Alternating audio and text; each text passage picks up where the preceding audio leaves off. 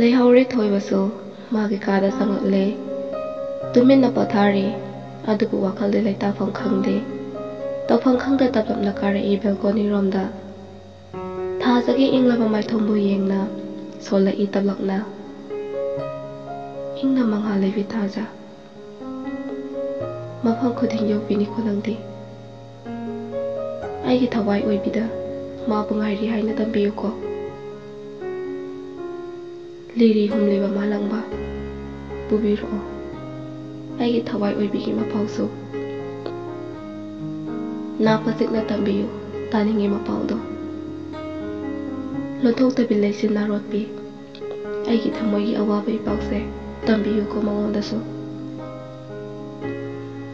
ꯀꯣꯏꯅ ꯆꯠꯇꯨꯅ ꯊꯤꯔꯨꯐꯝꯁꯨ ꯈꯪꯗ ꯋꯥꯔꯦ ꯊꯃꯣꯏꯁꯦ ꯃꯥꯒꯤ ꯃꯄꯥꯎ ꯉꯥꯏꯕꯗ꯫ ꯑꯁꯤ ꯍꯥꯏꯗꯨꯅ ꯃꯄꯤ ꯏꯔꯤꯛ ꯈꯔꯁꯨ ꯁꯤꯟꯊꯔꯤ ꯅꯨꯄꯥꯁꯦ꯫ ꯋꯥꯔꯦ, ꯋꯥꯈꯜꯅ ꯐꯨꯡꯕꯪꯅꯔꯦ ꯄꯥꯝꯃꯨꯕꯤ ꯃꯥꯒꯤ ꯋꯥꯈꯜꯗ꯫ ꯆꯣꯔꯣ ꯂꯣꯜꯂꯝꯕꯅꯤ ꯊꯣꯏꯕꯗꯣ, ꯑꯗꯨꯕꯨ ꯃꯃꯥꯅ ꯀꯧꯔꯛꯄꯒꯤ ꯈꯣꯟꯖꯦꯜꯗ ꯑꯃꯨꯛ ꯋꯥꯈꯜ ꯇꯥꯔꯛꯂꯦ꯫ ꯖꯃꯨꯅꯥꯅ, "ꯏꯆꯥꯊꯣꯏ, ꯀꯗꯥꯏꯗ ꯂꯩꯒꯦ ꯏꯆꯥꯕꯣ? ꯂꯥꯛꯑꯣꯅꯦ ꯅꯪꯕꯨ ꯆꯥꯛ ꯆꯥꯊꯣꯛꯑꯁꯦ."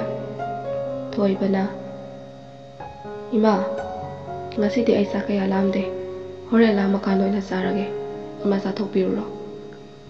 ꯖꯃꯨꯅꯥꯅ, "ꯌꯥꯗꯦ ꯌꯥꯗꯦ ꯏꯕꯨꯡꯉꯣ, ꯊꯦꯝꯗꯨꯅꯅꯦ ꯈꯔꯗ ꯑꯣꯏꯔꯁꯨ ꯆꯥꯁꯤꯟꯁꯤ꯫ ꯍꯤꯗꯥꯛ ꯆꯥꯕꯒꯤꯅꯦ ꯃꯇꯝ ꯁꯣꯏꯍꯟꯕꯒ ꯌꯥꯕ ꯅꯠꯇꯦꯀꯣ ꯏꯕꯨꯡꯉꯣ." ꯅꯨꯡꯁꯨꯛ ꯅꯨꯡꯖꯥꯅꯕ ꯃꯇꯧꯗ ꯈꯨꯝꯂꯛꯏ ꯊꯣꯏꯕꯅ꯫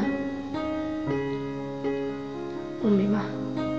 ꯖꯃꯨꯅꯥꯅ, "ꯑꯗꯨꯅꯤꯗꯅ ꯏꯆꯥꯁꯤꯗꯤ, ꯈꯔ ꯆꯥꯔꯒꯅꯦ ꯍꯤꯗꯥꯛ ꯈꯔ ꯆꯥꯎꯀꯣ ꯏꯕꯨꯡꯉꯣ." ꯊꯣꯏꯕꯅ, "ꯏꯃꯥ." ꯃꯃꯥ ꯃꯆꯥ ꯑꯅꯤꯗꯣ ꯆꯥꯛ ꯆꯥꯃꯤꯟꯅꯔꯤ꯫ ꯊꯣꯏꯕꯒꯤ ꯃꯥꯏꯊꯣꯡꯗꯨ ꯎꯕꯗ ꯃꯃꯥ ꯑꯣꯏꯕꯤꯗꯣ ꯌꯥꯝꯅ ꯅꯨꯡꯉꯥꯏꯖꯗꯦ꯫ ꯈꯟꯖꯩ ꯃꯃꯥ ꯑꯣꯏꯕꯤꯗꯨꯅ, "ꯀꯔꯤ ꯇꯧꯔꯕꯅꯣ ꯏꯆꯥꯁꯤꯕꯣ?" ꯖꯃꯨꯅꯥꯅ ꯍꯪꯂꯛꯏ꯫ "ꯏꯆꯥꯊꯣꯏ, ꯀꯩꯗꯧꯔꯒꯦ ꯏꯆꯥꯕꯣ? ꯏꯃꯥꯗ ꯍꯥꯏꯌꯨꯁꯦ, ꯏꯃꯥꯒꯤ ꯃꯥꯏꯊꯣꯡꯁꯦ ꯎꯕꯗ ꯏꯃꯥ ꯌꯥꯝꯅ ꯋꯥꯏꯅꯦ ꯅꯪꯕꯣ." ꯊꯣꯏꯕꯅ ꯇꯞꯅ, "ꯀꯩꯁꯨꯝ ꯇꯧꯗꯦ ꯏꯃꯥ." ꯖꯃꯨꯅꯥꯅ, "ꯑꯋꯥꯕ ꯅꯨꯡꯉꯥꯏꯇꯕ ꯋꯥꯈꯜꯗꯤꯅꯦ ꯍꯥꯏꯗꯣꯛ ꯇꯝꯊꯣꯛꯂꯒ ꯌꯥꯡꯕꯅꯤ꯫ ꯏꯆꯥꯒꯤ ꯃꯥꯏꯊꯣꯡꯁꯦ ꯏꯃꯥꯅ ꯌꯦꯡꯕꯗ ꯅꯨꯡꯉꯥꯏꯇꯦ, ꯍꯦꯟꯅꯁꯨ ꯈꯟꯖꯟꯒꯅꯨ, ꯍꯛꯆꯥꯡ ꯁꯣꯛꯀꯅꯤꯅꯦ ꯅꯪꯕꯣ꯫ ꯑꯩꯁꯦ ꯅꯪꯒꯤ ꯅꯃꯥꯅꯤ, ꯑꯐ ꯐꯠꯇ ꯇꯥꯟꯅꯒꯗꯧꯕꯅꯤꯀꯣ ꯏꯃꯥꯒ." ꯊꯣꯏꯕꯅ, "ꯏꯃꯥ, ꯑꯩꯒꯤ ꯋꯥꯈꯜꯁꯦ ꯌꯥꯝꯅ ꯋꯥꯔꯦ." "ꯅꯆꯥꯒꯤ ꯊꯋꯥꯏꯅꯤ ꯈꯟꯖꯕꯤꯗꯣ ꯃꯐꯝ ꯈꯪꯈꯤꯗ꯭ꯔꯦ ꯏꯃꯥ." ꯖꯃꯨꯅꯥꯅ, "ꯀꯗꯥꯏꯗꯒꯤꯅꯣ ꯃꯥꯗꯤ? ꯀꯔꯝꯅ ꯃꯐꯝ ꯈꯪꯈꯤꯗ꯭ꯔꯤꯕ? ꯍꯥꯏꯌꯨꯅꯤ ꯏꯃꯥꯗꯁꯨ." ꯊꯣꯏꯕꯅ, "ꯍꯣꯏ ꯍꯥꯏꯖꯒꯦ ꯏꯃꯥ, ꯃꯥꯗꯣ ꯇ꯭ꯔꯥꯏꯕꯦꯜꯅꯤ, ꯃꯃꯥ ꯃꯄꯥꯁꯨ ꯑꯝꯇ ꯂꯩꯈꯤꯗ꯭ꯔꯦ꯫ ꯃꯥꯒ ꯀꯔꯤꯁꯨ ꯊꯣꯛꯅꯗꯕ ꯃꯅꯦ ꯑꯃꯅ ꯌꯣꯛꯄꯤꯕꯅꯤ ꯃꯥꯗꯣ꯫ ꯃꯅꯦꯗꯣ ꯈꯔ ꯇꯝꯊꯤꯕ ꯅꯨꯄꯤ ꯑꯣꯏꯕꯖꯥꯠꯅꯤ꯫ ꯑꯩꯅ ꯊꯤꯒꯠꯂꯨꯕꯗ ꯃꯥꯗꯤ ꯃꯌꯨꯝꯗ ꯑꯗꯨꯝ ꯂꯩꯔꯝꯗ꯭ꯔꯦ꯫ ꯃꯅꯦꯗꯨꯅ ꯌꯣꯟꯕꯤꯈ꯭ꯔꯕꯁꯨ ꯈꯪꯗ꯭ꯔꯦ, ꯏꯝꯐꯥꯜꯗ ꯂꯩꯈ꯭ꯔꯦꯁꯨ ꯍꯥꯏ꯫ ꯃꯈꯣꯏ ꯈꯨꯜꯒꯤ ꯃꯤꯅꯁꯨ ꯃꯥꯒꯤ ꯇꯪ ꯇꯥꯕ ꯃꯐꯝ ꯈꯪꯗꯦ꯫ ꯃꯅꯦꯅ ꯌꯣꯟꯈ꯭ꯔꯕꯅ ꯍꯥꯏꯔꯛꯏ ꯏꯃꯥ꯫ ꯁꯤꯗꯅꯦ ꯅꯆꯥꯒꯤ ꯋꯥꯈꯜꯁꯦ ꯄꯣꯊꯥꯐꯝ ꯈꯪꯗ꯭ꯔꯦ ꯏꯃꯥ꯫ ꯑꯝꯇꯪꯗꯒꯤ ꯃꯥꯒ ꯋꯥꯔꯤ ꯁꯥꯟꯅꯅꯤꯡꯕꯗꯤ ꯄꯥꯝꯃꯤ." ꯖꯃꯨꯅꯥꯅ, "ꯍꯣ, ꯏꯆꯥꯅ ꯋꯥꯔꯤꯁꯦ ꯑꯗꯨꯒꯤ ꯑꯣꯏꯔꯦꯀꯣ꯫ ꯏꯁꯣꯔꯅꯕꯨ ꯇꯝꯂꯝꯂꯕꯗꯤꯅꯦ ꯁꯣꯏꯗꯅ ꯊꯦꯡꯅꯔꯛꯀꯅꯤ꯫ ꯋꯥꯒꯅꯨ ꯏꯆꯥꯁꯤꯗꯤ꯫ ꯑꯍꯦꯟꯕ ꯋꯥꯈꯜ ꯈꯟꯖꯤꯟꯗꯨꯅꯅꯦ ꯍꯛꯆꯥꯡ ꯁꯣꯛꯅꯕ ꯌꯥꯗꯦꯀꯣ꯫ ꯄꯥꯡꯒꯜꯅꯕꯨ ꯀꯜꯂꯕꯗꯤꯅꯦ ꯋꯥꯈꯜꯁꯨ ꯊꯣꯛꯄꯅꯤ꯫ ꯏꯃꯥꯁꯨ ꯅꯨꯡꯉꯥꯏꯇꯦ ꯅꯨꯄꯤ ꯃꯆꯥꯗꯨꯒꯤ ꯋꯥꯔꯤ ꯇꯥꯕꯗ꯫ ꯃꯔꯤ ꯃꯈꯣꯡ ꯈꯪꯂꯕꯗꯤꯅꯦ ꯑꯩꯈꯣꯏꯅꯁꯨ ꯊꯤꯕ ꯌꯥꯕꯅꯤ." ꯊꯣꯏꯕꯅ, "ꯏꯃꯥ, ꯑꯩ ꯂꯨꯡꯀꯥꯎ ꯈꯨꯟꯗꯗꯤ ꯑꯝꯇꯪ ꯆꯠꯅꯤꯡꯉꯤ, ꯃꯥꯒꯤ ꯄꯣꯛꯅꯐꯝ ꯂꯝꯗꯝꯅꯤ ꯃꯐꯝꯗꯣ." ꯖꯃꯨꯅꯥꯅ, "ꯏꯆꯥꯕꯨ ꯃꯐꯝꯗꯨꯗ ꯅꯇꯣꯝꯗ ꯀꯔꯝꯅ ꯆꯠꯀꯅꯤ?" ꯊꯣꯏꯕꯅ, "ꯏꯃꯥ, ꯃꯐꯝꯗꯨꯗꯅꯦ ꯃꯩꯇꯩꯁꯨ ꯌꯥꯝꯅ ꯂꯩ꯫ ꯑꯩꯒꯤ ꯃꯔꯨꯞ ꯗꯣꯛꯇꯔꯒꯤ ꯃꯍꯥꯛꯀꯤ ꯐ꯭ꯔꯦꯟ ꯑꯃꯁꯨ ꯃꯐꯝꯗꯨꯗ ꯄꯣꯁꯇꯤꯡ ꯇꯥꯔꯤꯕꯅꯤ꯫ ꯈꯨꯜꯗꯣ ꯃꯤꯁꯨ ꯌꯥꯝꯅ ꯐꯩ ꯍꯥꯏꯅꯩ꯫ ꯆꯤꯡꯅꯅꯤꯡꯉꯥꯏ ꯂꯩꯇꯕ꯭ꯔꯗꯤ ꯈꯜꯂꯤ ꯏꯃꯥ." ꯖꯃꯨꯅꯥꯅ, "ꯏꯃꯥꯒꯤꯗꯤ isadanido aduna imana sum pakhasabanida thoibana ima mafamduda chaladine magi mari makhong khajikta oirabasu phangba yaina khalle magi laifam khangdaba yadabane tangai phadana sadaba yadaba wari laibagini maga iga Jamuna Pare Pare Isana ne Madumak hip lep labadi Ima thingaroi Afaba numit nama yenglagane Satnaba tawro Thoibana Date 15 se Monday su oire Numit su yamna phai Sido oina satlagena khalina sadi Jamuna Hoi hoi Numit kaya ni mukadi sangani ibungo Thoibana Kuiroi da ima Numit humni khatani Jamuna Hoi hoi Pare saluro numituda Jamuna Mapukning di nungnangli Masagi da mapakasay Adubu Maduda amu ating mapiruraga Hena pataba oikiduna Masabu ariyambada mangkidra pakasay Wakal waba henkiduna Karigo mapatanungda thokrabadi Mama oibi aigitani mangzaba haiduna khalle Amu Nupi masaduna layram lagasu Masagi lainasi khanglakpada Karibu oigadawriba Masida khalubada Jamuna do Wakal mawan khanduna Wahari masagi tamak Asomdana Penthok patana masu oiraba Kanada su tamthokpam laita Omduna thamliba thamoi dubu Nungairam gadrane Minok tu su nungaiba saribani Warau kisira Natraga penthok lasira Hoi Penthok pahaibini Penthok na laira sano Miko khudingai jarambani Oikri kanagumbi Lamlanbi amagi Oijakra sano Magi thamoi na bunungai ni na khalabadi Liklai do Wakalgi ipakta tauri Haukraba thamoi sokpa Thodo kaya ningsingduna Pirangsu sinthajari Kuirabani magi maramgidama Pi thahan khararoi na khankiba Adubu Ngasi di khamba ngamda sentharagli Miklu pirangdusu Matamdo Mapuroibana mabu asuki matik luna khanjabani Thamoi busu matam pumbada themjanbibani Adubu haujikti Matomta isorbusu waraujare Karige aipu asumai sakbibi bahaiduna Numito Gracie gi furit amata laibiruge na bazarda chakhibani Furit lairuraga tholakpadani Mapuroibabu mana ukibado Mabadi mapuroibana ukidre Ubasu uhaningkide Liklagi mapuroibase Chandel district ki DC oirambani Matamdo kayada nungsikiba makoi anigi Ningsingli Haukraba wari singdo na honglana Liklaina Tamo Kainomta haigina Surjakantana Kaidawri hayule Liklaina Ima papungna Masu pamje Aina di piba ngamdre Surjakantana Ado kaidawrageba Liklaina Sahi manga tarukte surakle Yumpalakle se Adubu Aise laibak tibi oire Ima papungi apambada Tamona thunghanbiyu ko Surjakantana As Nang wakal ka hena khanjinganu ba Children home dagi angang ama ko adopt tawrasi loirasi bo Pharese Chalukhige Irenjar lairamu ko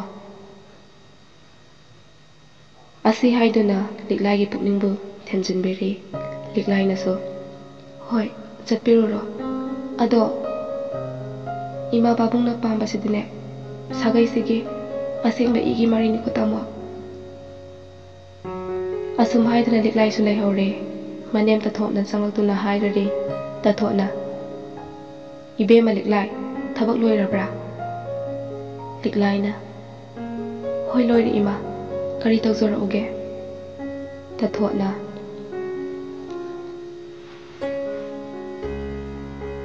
Imau busne Isadi isagum nungsije Adubune Sagai sibu Mulhanbadi imana pamde ko Nang pabungna su pamde nupi masa Sagai se Mutkidanaba Isana thawdang lawro ibema Liklaina Hoi ima Aina su tamodane Wafamse hawdoksarabane Ima pabunggi aningbado Nasana thunghanba Ngamjage ima. Asi haiduna thokre thothosu. Majin thokraba. Tapna hairapa manengi wahai kharasina magi wakhal laita phangkhangdaba habadu oire. Pukning dum nusirai. Isorda tainajai. Karige aibu mama hoibigi ayaba pibidaba. Asumoini khangamlabadi. Karige maga thongnaga hanbibano. Asiyongna panthung sayongna samina halamibano.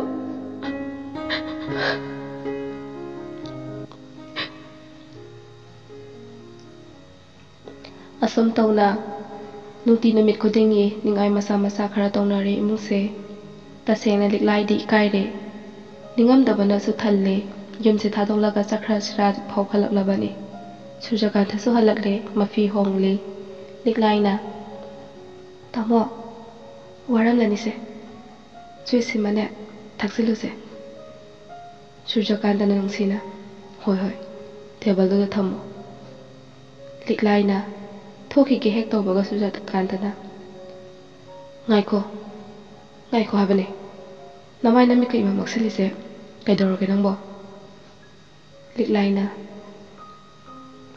tamo ge wakal noiramni ai kai sum thokte ba Surjakanta na ai ge thawai oiribi nangi maithongi mamidi hakjang oiriba ina karigi khangloi hayo lot kanuk nang kai dore liklaina tamo thamoi seng amak pam ta yauda tamo bu nuksije aina ado tamo gi imung madung busu aina ikai yamna khunajai sidane aina wari bagi haurakpham oiba maramse Surjakanta na asok nusibi asok pamubi nangse aina yamna wahalabra liklaina nate tamo ai watiye adubu aina haisabu wafam amati tamo na tabiyo Surjakanta na aigi thawaine nangdi hainingbasu khaklano amta tamningbasu tamlo nangi hakjang oiriba aina ngairabane liklaina tamo gi nungsi mityang khada ngasi phauba pethokne hingjaribane aidi adubu tamo ai sagai sigi oiba I amadi pami ai makna piba ngamdrasune tamo na pibiyu asi mathangdi tamo na yabiyu ba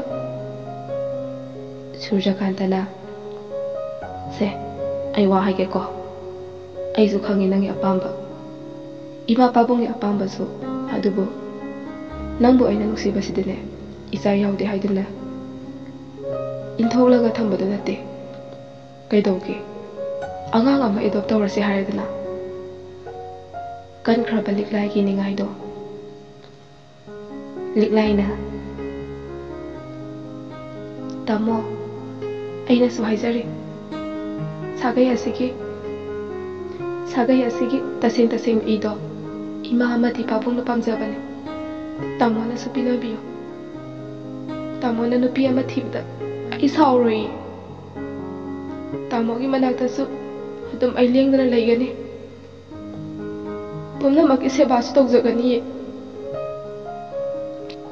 poglak peisa to sune aine he paksaba ibuk thoki isagum khanjage tamo ai gi apamba se tamo gi nafamda phigau sana nijari pinhabi ko tamo Surjakanta na liklai aina aigi thawai pukai donungda thadoloi isa su edok tawroi karigi ai ko su wahalino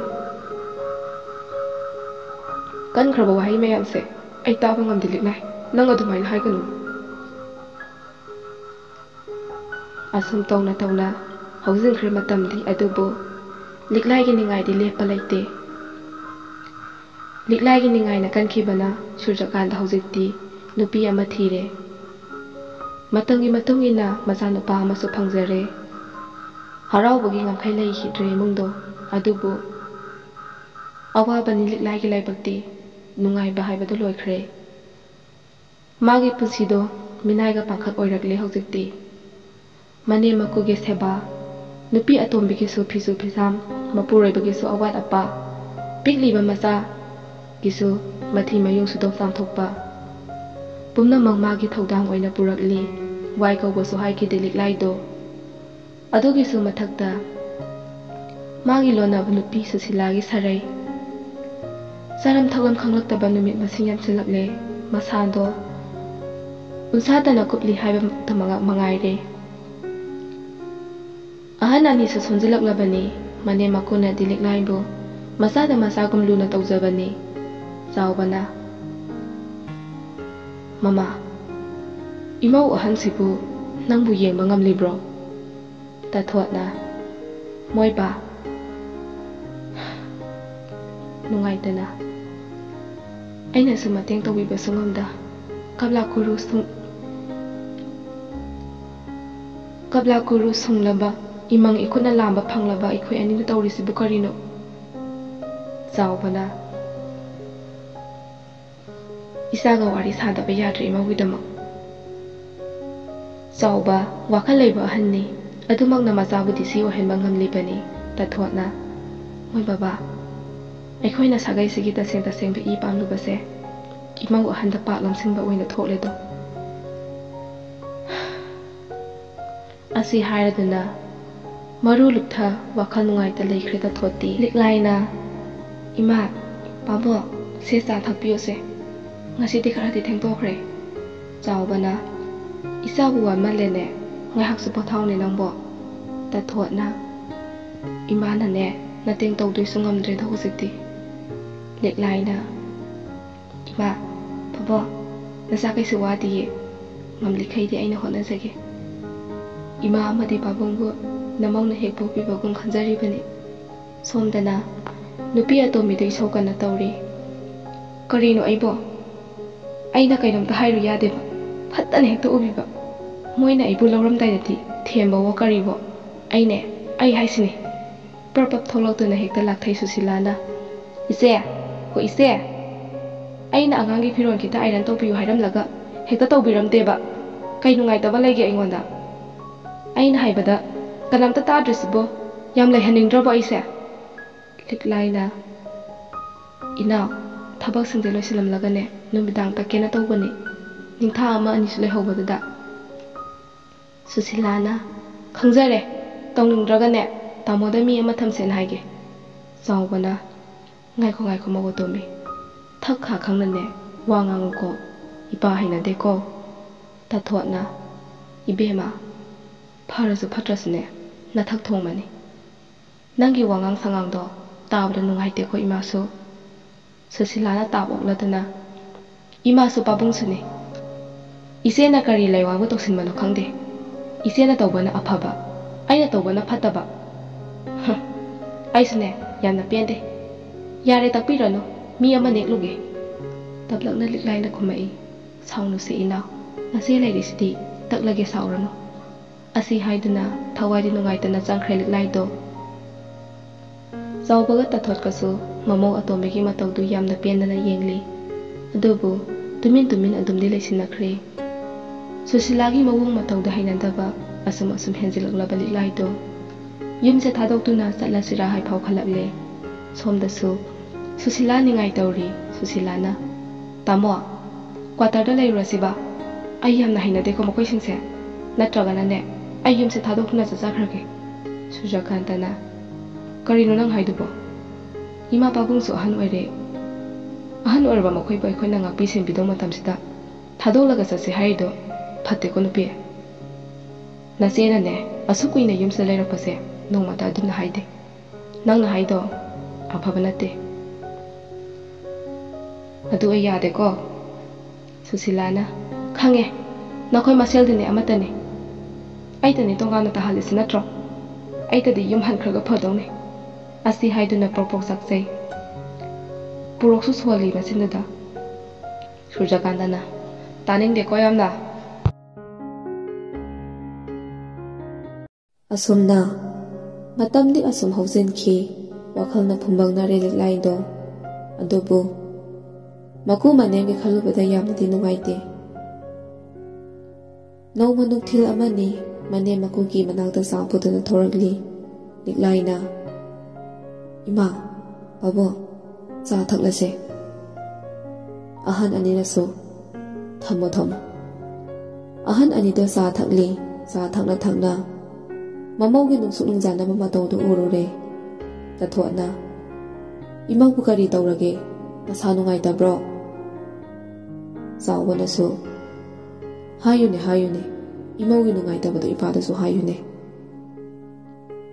ꯂꯤꯛꯂꯥꯏꯅ ꯃꯄꯤ ꯏꯔꯥꯁꯦꯅ ꯇꯞꯅ ꯍꯥꯏꯔꯛꯏ꯫ ꯅꯆꯥꯁꯦ ꯆꯠꯂꯒꯦ ꯂꯦꯞꯂꯦ ꯉꯁꯤꯗꯤ꯫ ꯈꯥꯝꯕꯤꯔꯅꯨ ꯏꯃꯥ ꯄꯥꯕꯨꯡꯅꯁꯨ꯫ ꯏꯃꯥ ꯄꯥꯕꯨꯡ ꯑꯅꯤꯒꯤ ꯂꯃꯟꯗꯤ ꯅꯆꯥꯅ ꯁꯤꯡꯕ ꯉꯝꯂꯝꯗ꯭ꯔꯦ꯫ ꯆꯥꯎꯕꯅ ꯀꯔꯤꯒꯤ ꯂꯃꯟꯅꯣ? ꯏꯆꯥꯅ ꯑꯗꯨꯛ ꯅꯨꯡꯉꯥꯏꯇꯕꯗꯣ ꯏꯄꯥꯗ ꯇꯝꯃꯨꯅꯦ꯫ ꯇꯊꯣꯠꯅꯁꯨ ꯏꯆꯥꯅꯦ ꯅꯪꯗꯤ, ꯏꯃꯧ ꯅꯠꯇꯤꯌꯦ, ꯀꯔꯤꯅꯣ ꯍꯥꯏꯌꯨ, ꯏꯆꯥꯒꯤ ꯄꯦꯟꯗꯕꯗꯨ ꯅꯄꯥꯗ꯫ ꯂꯤꯛꯂꯥꯏꯅ ꯇꯞꯅ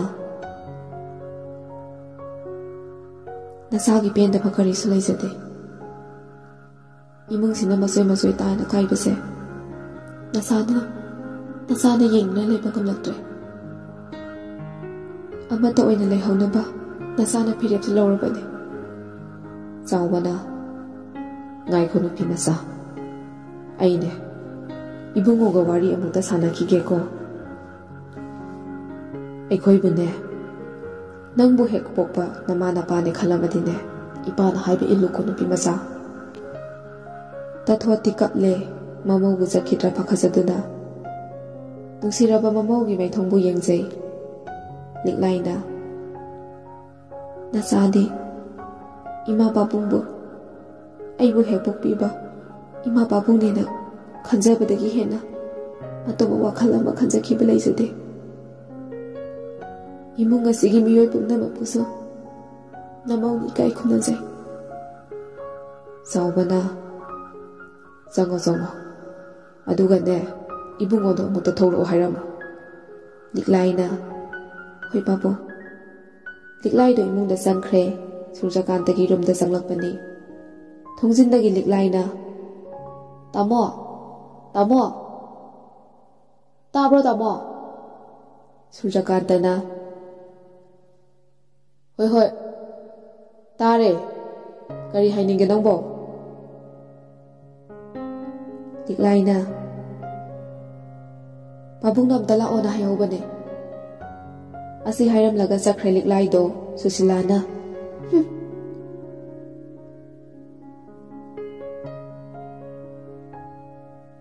ꯀꯔꯤ ꯇꯥꯠ ꯑꯃꯨꯛ ꯇꯧꯔꯤꯔꯣ ꯈꯪꯗꯦꯕ, ꯑꯩꯗꯤꯅꯦ ꯌꯥꯝ ꯍꯩꯅꯗꯦ ꯍꯥꯏꯁꯤꯅꯤ꯫ ꯑꯥꯗ ꯂꯩꯔꯨꯔꯁꯤꯁꯨ ꯌꯥꯗꯦ ꯇꯥꯃꯣꯅ, ꯌꯥꯝ ꯇꯜꯂꯦꯀꯣ ꯑꯩ ꯄꯦꯜꯂꯕꯅꯤ ꯍꯥꯏꯁꯤꯅꯤ, ꯑꯩꯗꯤꯅꯦ ꯄꯦꯜꯂꯦ꯫ ꯁꯨꯔꯖꯀꯥꯟꯇꯅ ꯅꯪ ꯑꯃ ꯇꯥꯅꯤꯡꯗꯦꯀꯣ꯫ ꯑꯁꯤ ꯍꯥꯏꯔꯝꯗꯨꯅ ꯊꯣꯛꯈ꯭ꯔꯦ ꯁꯨꯔꯖꯀꯥꯟꯇꯅ꯫ ꯄꯥꯕꯨꯡ, ꯑꯩ ꯀꯧꯕꯤꯕꯕꯨ?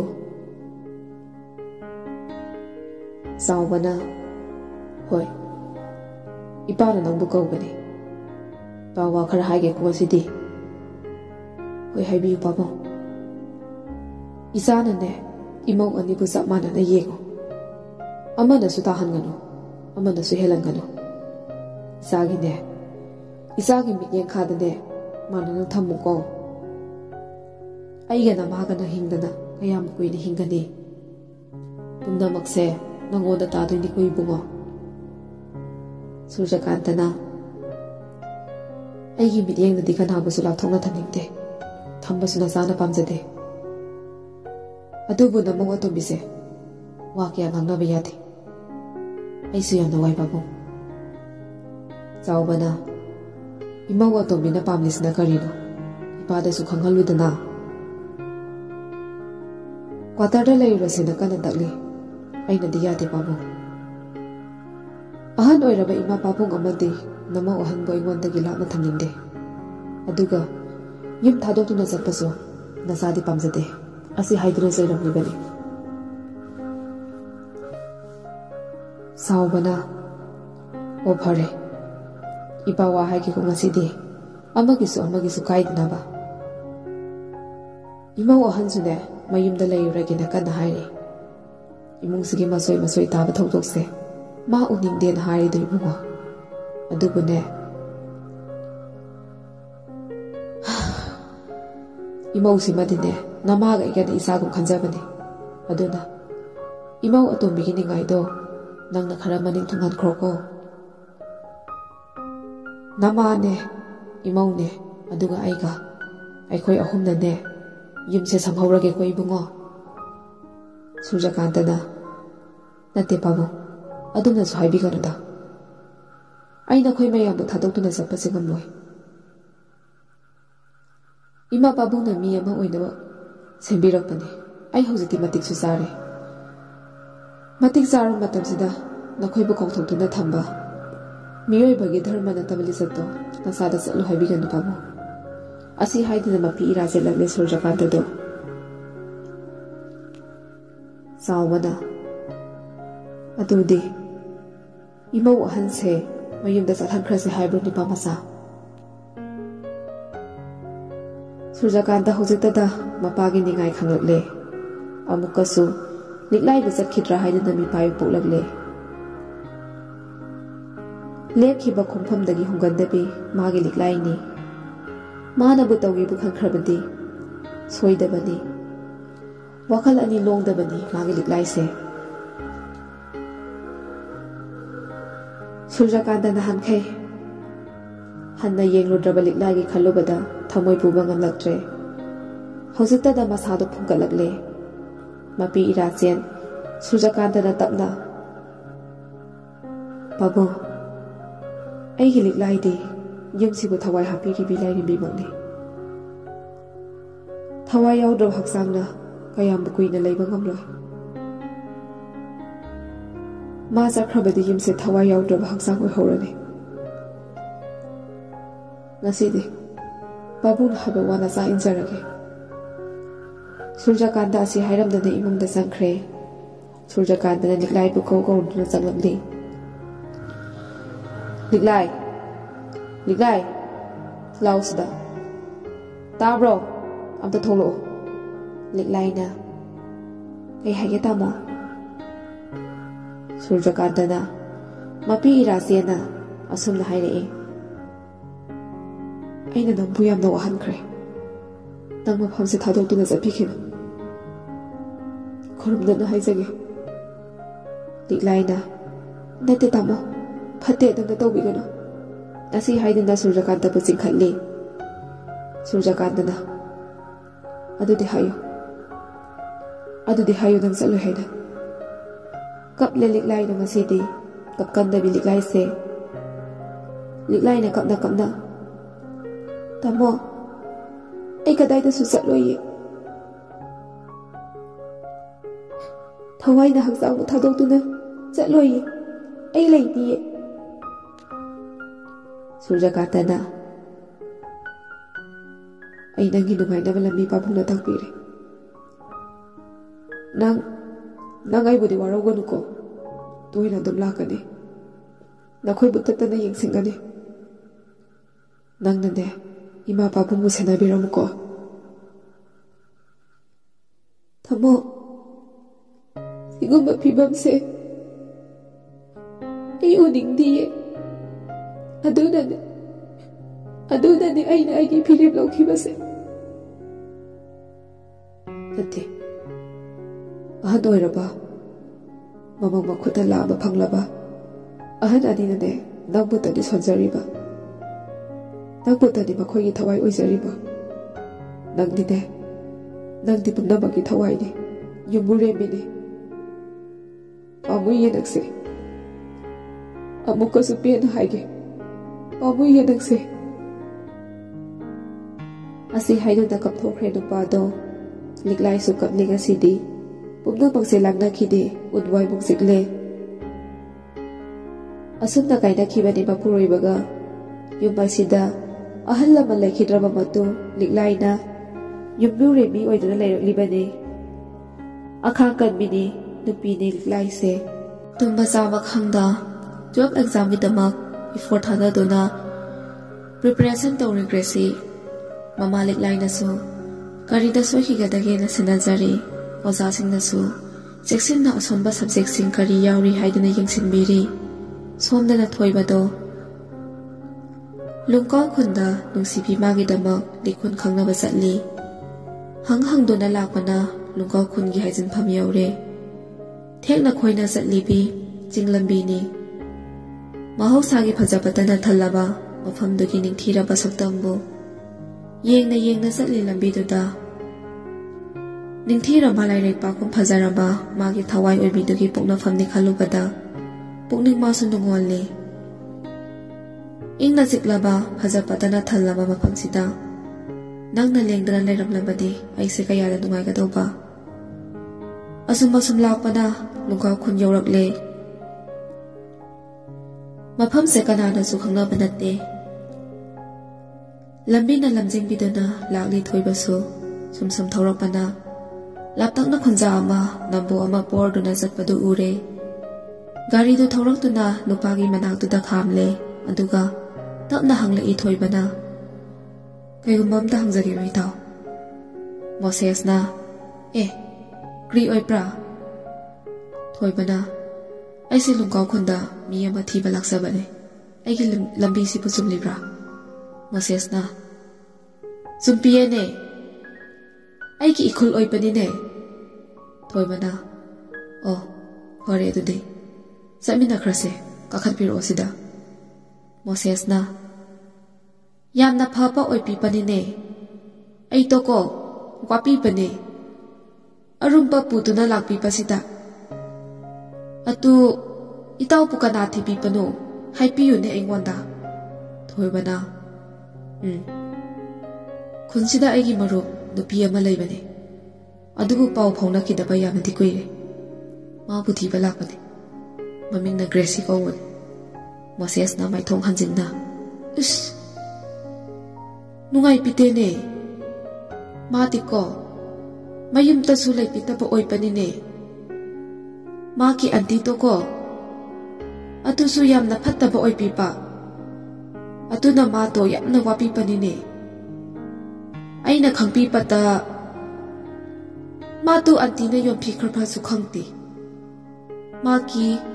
maki mari makhong kinana su khangpi taba oipani ne thoibana magi anti dudi mayumda leibra Moses na mati atum leipi pani ne thoibana adudi maga unaraga akupa maro amtang di khangningi Moses na hoi ai thin pike ko yakani asung wari sanaduna makhoi ani Rose ki mayumda yorakle Moses na auntie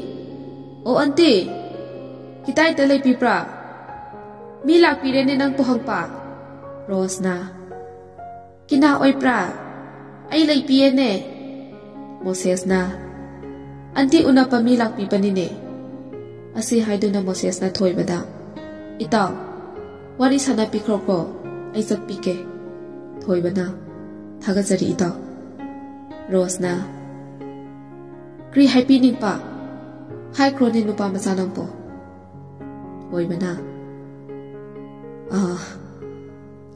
auntie ai Gracie bu hangjabalak sabade Rose na ai ti ma pu kaupi pani ne kui kreta ma ki ma pau ka tak khitapa thoibana auntie ma bu kadai da chakani hairamge aduga kari toba sakhibano khangjaning mane Rose na ai ta haipiram tapani ko Imphal ta laipa gari ke showroom ama ki interview yaupi ke hairam kum tawpani ne aina su ko mafam ti ekse khangpi tabani ne thoibana antiga leiminari ba ama jakhibada adina magi mari makhong amata khangbi dabasi suyama nungaite madi nupi masane section bigadawone patanung da tholam labadi kamdawne Rose na aina ma bukri ke sena pikatra chauna pasu yokpi re atuka ꯑꯩꯅ ꯍꯥꯏꯕꯗꯤ ꯃꯥꯅ ꯇꯥꯛꯄꯤꯗꯕꯅꯦ ꯑꯩꯅ ꯇꯧ ꯍꯥꯏꯕ ꯊꯕꯛꯁꯨ ꯃꯥꯅ ꯌꯥꯕꯤꯗꯕ ꯑꯣꯏꯕ ꯑꯩꯅ ꯃꯥꯕꯨ ꯀ꯭ꯔꯤ ꯀꯥꯟꯅꯗꯅ ꯑꯩꯒꯤ ꯅꯥꯛꯇ ꯊꯝꯕꯤꯒꯗ꯭ꯔꯥ ꯑꯩꯀꯣ ꯃꯥꯒꯤ ꯋꯥꯔꯤ ꯑꯣꯏꯔꯗꯤ ꯇꯥꯛꯄꯤꯅꯤꯡꯗꯦꯀꯣ ꯊꯣꯏꯕꯅ ꯍꯣꯏ ꯐꯔꯦ ꯑꯟꯇꯤ ꯋꯥꯔꯧꯕꯤꯔꯅꯨ ꯑꯁꯦꯡꯕ ꯃꯥꯕꯨ ꯆꯠꯂꯝꯗꯥꯏꯗ ꯏꯟꯇꯔꯚ꯭ꯌꯨꯅꯤ ꯍꯥꯏꯔꯝꯕ꯭ꯔꯥ ꯔꯣꯁꯅ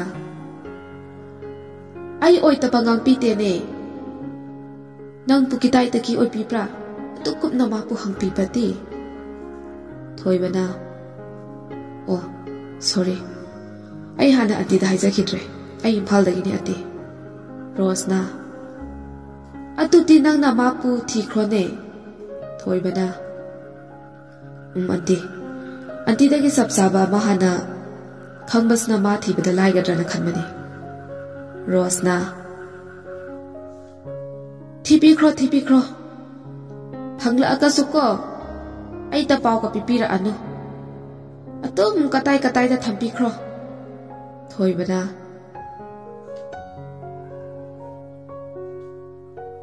ꯍꯣꯏ ꯑꯗꯨꯗꯤ ꯑꯩ ꯑꯃꯨꯛ ꯌꯧꯖꯈ꯭ꯔꯒꯦ ꯑꯟꯇꯤ ꯑꯁꯤ ꯍꯥꯏꯔꯗꯨꯅ ꯊꯣꯏꯕꯅ ꯈꯜꯂꯤ ꯃꯤꯅꯨꯡꯁꯤ ꯁꯨꯡꯐꯪ ꯐꯪꯂꯛꯇ꯭ꯔꯕꯤ ꯃꯥꯕꯨ ꯑꯩꯅ ꯃꯤꯅꯨꯡꯁꯤ ꯀꯌꯥ ꯄꯤꯗꯨꯅ ꯊꯝꯒꯦ ꯅꯈꯣꯏꯒꯤ ꯃꯃꯥꯡꯗ ꯔꯣꯁꯅ ꯏꯆꯥꯅꯨꯄꯥ ꯅꯪꯕꯨ ꯀ꯭ꯔꯤꯗ ꯂꯥꯛꯄꯤꯒꯦ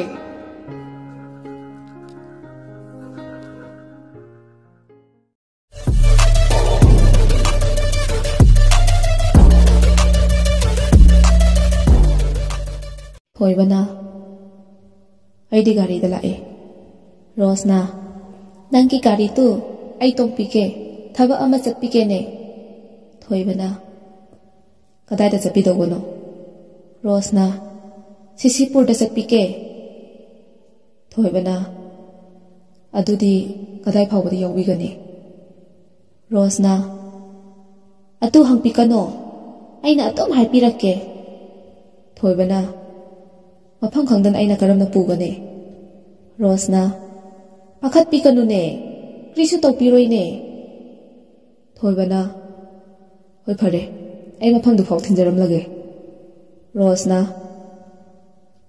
ꯅꯠꯇꯦ ꯑꯩꯅ ꯍꯥꯏꯕꯤꯕ ꯃꯐꯝꯗꯨꯗ ꯑꯗꯨꯝ ꯊꯤꯟꯕꯤꯈ꯭ꯔꯣꯅꯦ ꯊꯣꯏꯕꯅ ꯍꯣꯏ ꯆꯠꯂꯁꯤ ꯌꯥꯔꯕꯣ ꯔꯣꯁꯅ ꯑꯣꯀꯦ ꯑꯩ ꯕꯦꯛ ꯂꯧꯕꯤꯈꯤꯒꯦꯀꯣ ꯉꯥꯏꯍꯥꯛ ꯉꯥꯏꯕꯤꯌꯨꯀꯣ ꯏꯆꯥꯅꯨꯄꯥ ꯑꯁꯨꯝꯅ ꯃꯈꯣꯏ ꯑꯅꯤ ꯆꯠꯃꯤꯟꯅꯈ꯭ꯔꯦ ꯒꯥꯔꯤ ꯃꯅꯨꯡꯗꯅꯤ ꯊꯣꯏꯕꯅ ꯑꯟꯇꯤ ꯀꯔꯤ ꯊꯕꯛꯀꯤ ꯆꯠꯄꯤꯒꯗꯕꯅꯣ ꯔꯣꯁꯅ ꯃꯤ ꯎꯅꯕ ꯆꯠꯄꯤꯕꯅꯦ ꯊꯣꯏꯕꯅ ꯑꯣ ꯊꯣꯏꯕꯅ ꯈꯜꯂꯤ ꯃꯁꯤꯒꯤ ꯅꯨꯄꯤꯁꯤꯒꯤ ꯃꯑꯣꯡꯁꯦ ꯃꯇꯥ ꯑꯃꯅꯤ ꯑꯔꯣꯟ ꯑꯊꯨꯞꯀꯤ ꯊꯕꯛ ꯑꯣꯏꯔꯝꯒꯗꯧ ꯃꯥꯜꯂꯤ ꯑꯗꯨꯅ ꯃꯔꯝꯁꯦ ꯈꯪꯗꯣꯛꯂꯒꯦꯅ ꯈꯜꯂꯦ ꯊꯣꯏꯕꯅ ꯑꯟꯇꯤ ꯒ꯭ꯔꯦꯁꯤꯗꯣ ꯑꯟꯇꯤꯅ ꯍꯥꯏꯕꯗ ꯂꯝ ꯍꯦꯟꯕꯗꯣ ꯐꯠꯇꯕꯅꯤꯅꯦ ꯃꯥꯕꯨ ꯆꯥꯎꯅꯅꯕ ꯌꯣꯛꯄꯤ ꯊꯥꯛꯄꯤꯔꯛꯄ ꯑꯟꯇꯤꯅ ꯍꯥꯏꯕꯗ ꯇꯥꯐꯝꯗꯤ ꯊꯣꯛꯄꯅꯤ ꯃꯥꯁꯨ ꯔꯣꯁꯅ ꯃꯥꯅ ꯑꯩꯕꯨ ꯀꯔꯤꯁꯨ ꯈꯪꯕꯤꯗꯕ ꯑꯣꯏꯕꯅꯤꯅꯦ ꯑꯗꯨꯅꯀꯣ ꯑꯩꯅꯁꯨ ꯁꯥꯎꯕꯤꯕ ꯑꯣꯏꯕꯅꯦ ꯊꯣꯏꯕꯅ ꯑꯩꯅꯁꯨ ꯃꯥꯕꯨ ꯊꯤꯔꯔꯣꯏ ꯑꯗꯨꯛ ꯃꯤꯅꯨꯡꯁꯤ ꯈꯪꯗꯕꯤ ꯃꯥꯕꯨ ꯆꯥꯎꯅꯕ ꯌꯣꯛꯄꯤ ꯊꯥꯛꯄꯤꯔꯛꯄꯤ ꯑꯟꯇꯤꯕꯨ ꯃꯥꯅ ꯊꯑꯣꯏꯗꯅ ꯍꯨꯟꯗꯣꯛꯂꯝꯂꯒ ꯅꯇꯣꯝꯇ ꯊꯝꯂꯝꯕꯁꯦ ꯑꯩ ꯀꯌꯥ ꯅꯨꯡꯉꯥꯏꯇꯦ ꯔꯣꯁꯅ ꯒ꯭ꯔꯦꯁꯤꯒꯤꯗꯃꯛ ꯌꯥꯝ ꯈꯟꯕꯤꯕ ꯁꯥꯔꯗꯨꯅ ꯍꯥꯏꯔꯛꯂꯝꯃꯤ ꯑꯗꯨꯅꯤꯇꯣ ꯃꯥꯒꯤ ꯐꯅꯕꯇ ꯍꯥꯏꯕꯤꯕ ꯑꯩꯕꯨ ꯀꯔꯤꯁꯨ ꯊꯑꯣꯏꯕꯤꯗꯕ ꯑꯗꯨꯅꯅꯦ ꯑꯩꯅ ꯃꯥꯕꯨ ꯁꯥꯎꯕꯤꯕ ꯑꯣꯏꯕꯅꯤꯀꯣ ꯅꯨꯄꯥ ꯃꯆꯥ ꯊꯣꯏꯕꯅ ꯍꯣꯏ ꯑꯟꯇꯤ ꯑꯩꯁꯨ ꯃꯥꯕꯨ ꯊꯤꯔꯔꯣꯏ ꯑꯁꯨꯝ ꯂꯥꯛꯄꯅ ꯌꯧꯔꯛꯂꯦ ꯔꯣꯁꯅ ꯍꯥꯏꯕ ꯃꯐꯝꯗꯣ ꯔꯣꯁꯅ ꯌꯧꯈ꯭ꯔꯦ ꯈꯥꯝꯕꯤꯌꯣꯅꯦ ꯏꯆꯥꯅꯨꯄꯥ ꯑꯗꯨꯒ ꯅꯪ ꯍꯟꯕꯤꯈ꯭ꯔꯣꯀꯣ ꯊꯣꯏꯕꯅ ꯀꯩꯗꯧꯉꯩ ꯍꯟꯕꯤꯒꯗꯕꯅꯣ ꯑꯟꯇꯤ ꯔꯣꯁꯅ ꯉꯁꯤ ꯑꯗꯨꯝ ꯍꯟꯕꯤꯒꯦ ꯊꯕꯛ ꯍꯦꯛ ꯂꯣꯏꯕꯒ ꯊꯣꯏꯕꯅ ꯑꯗꯨꯗꯤ ꯑꯩ ꯑꯗꯨꯝ ꯊꯤꯟꯖꯔꯝꯂꯒꯦ ꯑꯟꯇꯤ ꯔꯣꯁꯅ ꯅꯪꯕꯨ ꯌꯥꯕꯤꯒꯗ꯭ꯔꯣꯅꯦ ꯊꯣꯏꯕꯅ ꯑꯩꯗꯤ ꯊꯕꯛ ꯀꯔꯤꯁꯨ ꯂꯩꯇꯤꯌꯦ ꯑꯟꯇꯤꯒꯤ ꯃꯇꯦꯡ ꯑꯣꯏꯅ ꯇꯧꯖꯔꯝꯂꯒꯦ ꯊꯣꯏꯕꯅ ꯔꯣꯁꯅ ꯑꯣ ꯑꯗꯨꯗꯤ ꯉꯥꯏꯕꯤꯌꯣꯀꯣ ꯊꯣꯏꯕꯅ ꯍꯣꯏ ꯑꯟꯇꯤ ꯑꯁꯤ ꯍꯥꯏꯗꯨꯅ ꯔꯣꯁꯀꯤ ꯃꯇꯨꯡꯗ ꯏꯟꯅꯩ ꯔꯣꯁꯅ Nangko gari da atu ngai piyo ne. Thoibana. Oh. Andigi manata lakpa siyam na kai gadra. Rose da wakhang nga hakti khalli. Aduga. Hoi hoi lakpi kro. Aiga zapira se. Rose na thoibabu kadano kari tauri haipa. Kaiso thizin kite. Thoibagi isam samna. Yamna frank oiba matawsina. Amadi. Maabu yamna khanbiba mawang tawbaduna. Thoina khanziludre. Rose na maga zatmina si hairakpaduda. Tanja sare khaladuna thoibado. Rose ki matungda inaduna satli. Yaure apartment amada sanglakle. Makoy mi ahumni layramlibado. Lucas, Romeo, amadi Ton. Ton di maitay nupini. Mawang dalay sabi sumali. Makoy ahumdo sanay yun ay rambani. Ngaklibadi. Nupi mana nupasindugi. Kariso khanda layramlibado ni. Adugo thoiba. Kaisumta di hairudre. Masu tuminalay. Rose na. Ay yaw pire ne. Makoy ahumna. Hi auntie. Good afternoon. Amana. Nice to meet you auntie. Rose na. Okay. Thanks all. Lucas na. Auntie. Madi kina oibra. Rose na. Ay kimi ni. Hangpi kanu ne. Krisu to piroy ni noida. Rose ki wadu tamada. Makoy kaisumta di khanre. Romeo na. Hi dear. Good afternoon. Ase hi do na. Handshake tong na bagi makuting thorakli. Thoibasu. Makuting thok do na handshake tong na. Koy na yeng la do na. Good afternoon mayam. Ase hi ri. Ton na thoibada mun na yeng li. Ton na. Maitay ra. Thoiba na. Hoy mane. Lucas na. Kitay taki oipi pra friend ti. Thoiba na. Isam sam thokpa mawangda. Oh, ay impal lagi ne. Lucas na. Ay koy ki thapak sida friend su yaw pining ba oy pro. Thoiba na. Ay di auntie ki driver oy jabani. Auntie na salu si hay baduda mapam kuding ay napudo na sa sabani friend. Rose na. Ay ki mita kri kay no. Panghay ta hay pi kanu ni noy. Thapak si hana loisin piyo ne. Ay han pike. Thabak yam panine ay. Romeo na. Kaino auntie. Ngasi hanba yaroy ne. Ngasi party tawraga full enjoy tawze haina banine. Auntie thabak pumda maglip na success oina tawrapagi sinbane. Aduga hanbige haibade yaroida. Tona. Auntie. Party yaw kisiko auntie. Auntie gina baksinjabane. Rose na. No thanks. Matungda yam na lay piri ko. Ngasi ti thapak na yapitre. Ko na punpise ko. Asi haidu na Rose na makoy na plastic mayong karapisan kre. Lucas na. Lucas na Rose na paisa pirakli. Lucas na. Super yung pikro auntie. 5 lakhs ne. Rose na. Hoy. Thoy ba doon sindu na. Isa no pa. Nang su paisa tipiyo ne. Asi haidu na bandalaman lang silakli. Thoy ba na. Auntie. Ay di lai kya tamhaude. Aduna. Asu yama paisa do. Thiba hiroi. Rose na. Ay. Asun to piraka haipi katapani ne. Ay matom ta thira pati. Kuy kani to pani ne. Si atum thipiyo ne. Thoy ba na. Hoy auntie. Ado. Ay di tap na thige. Yam na kaukal leba. Thoy bagi isam samjaba. Kaisu khangzadaba matawdada. Makoy ahum do ngakti ngaknay. Tamna tapna thoy basu paisa do thiri. Rose na bandal mari loy baga. Mana ama. Thiba loy baga mana re. Asumna makoy mapam dagi thorakle. Thoy ba na gari thawna hangakli. Yumda oina sa toy ranti. Rose na. Nate. Po lopi rukhi se ko. Paisa su pirang kike. Ay ki su 50% yauri panine. Thoy ba na. Mapam di auntie. Rose na. Sandel ne. Atu nang puyapi katra ne. Yumta hangpi pati. Tengkra nine nang po. Thoy ba na. Yani auntie tengja sanu. Nasana anti-gi mateng pang tawjabani kem khanbiganuda. Rose na, okay. Atuti sapise ichanupa.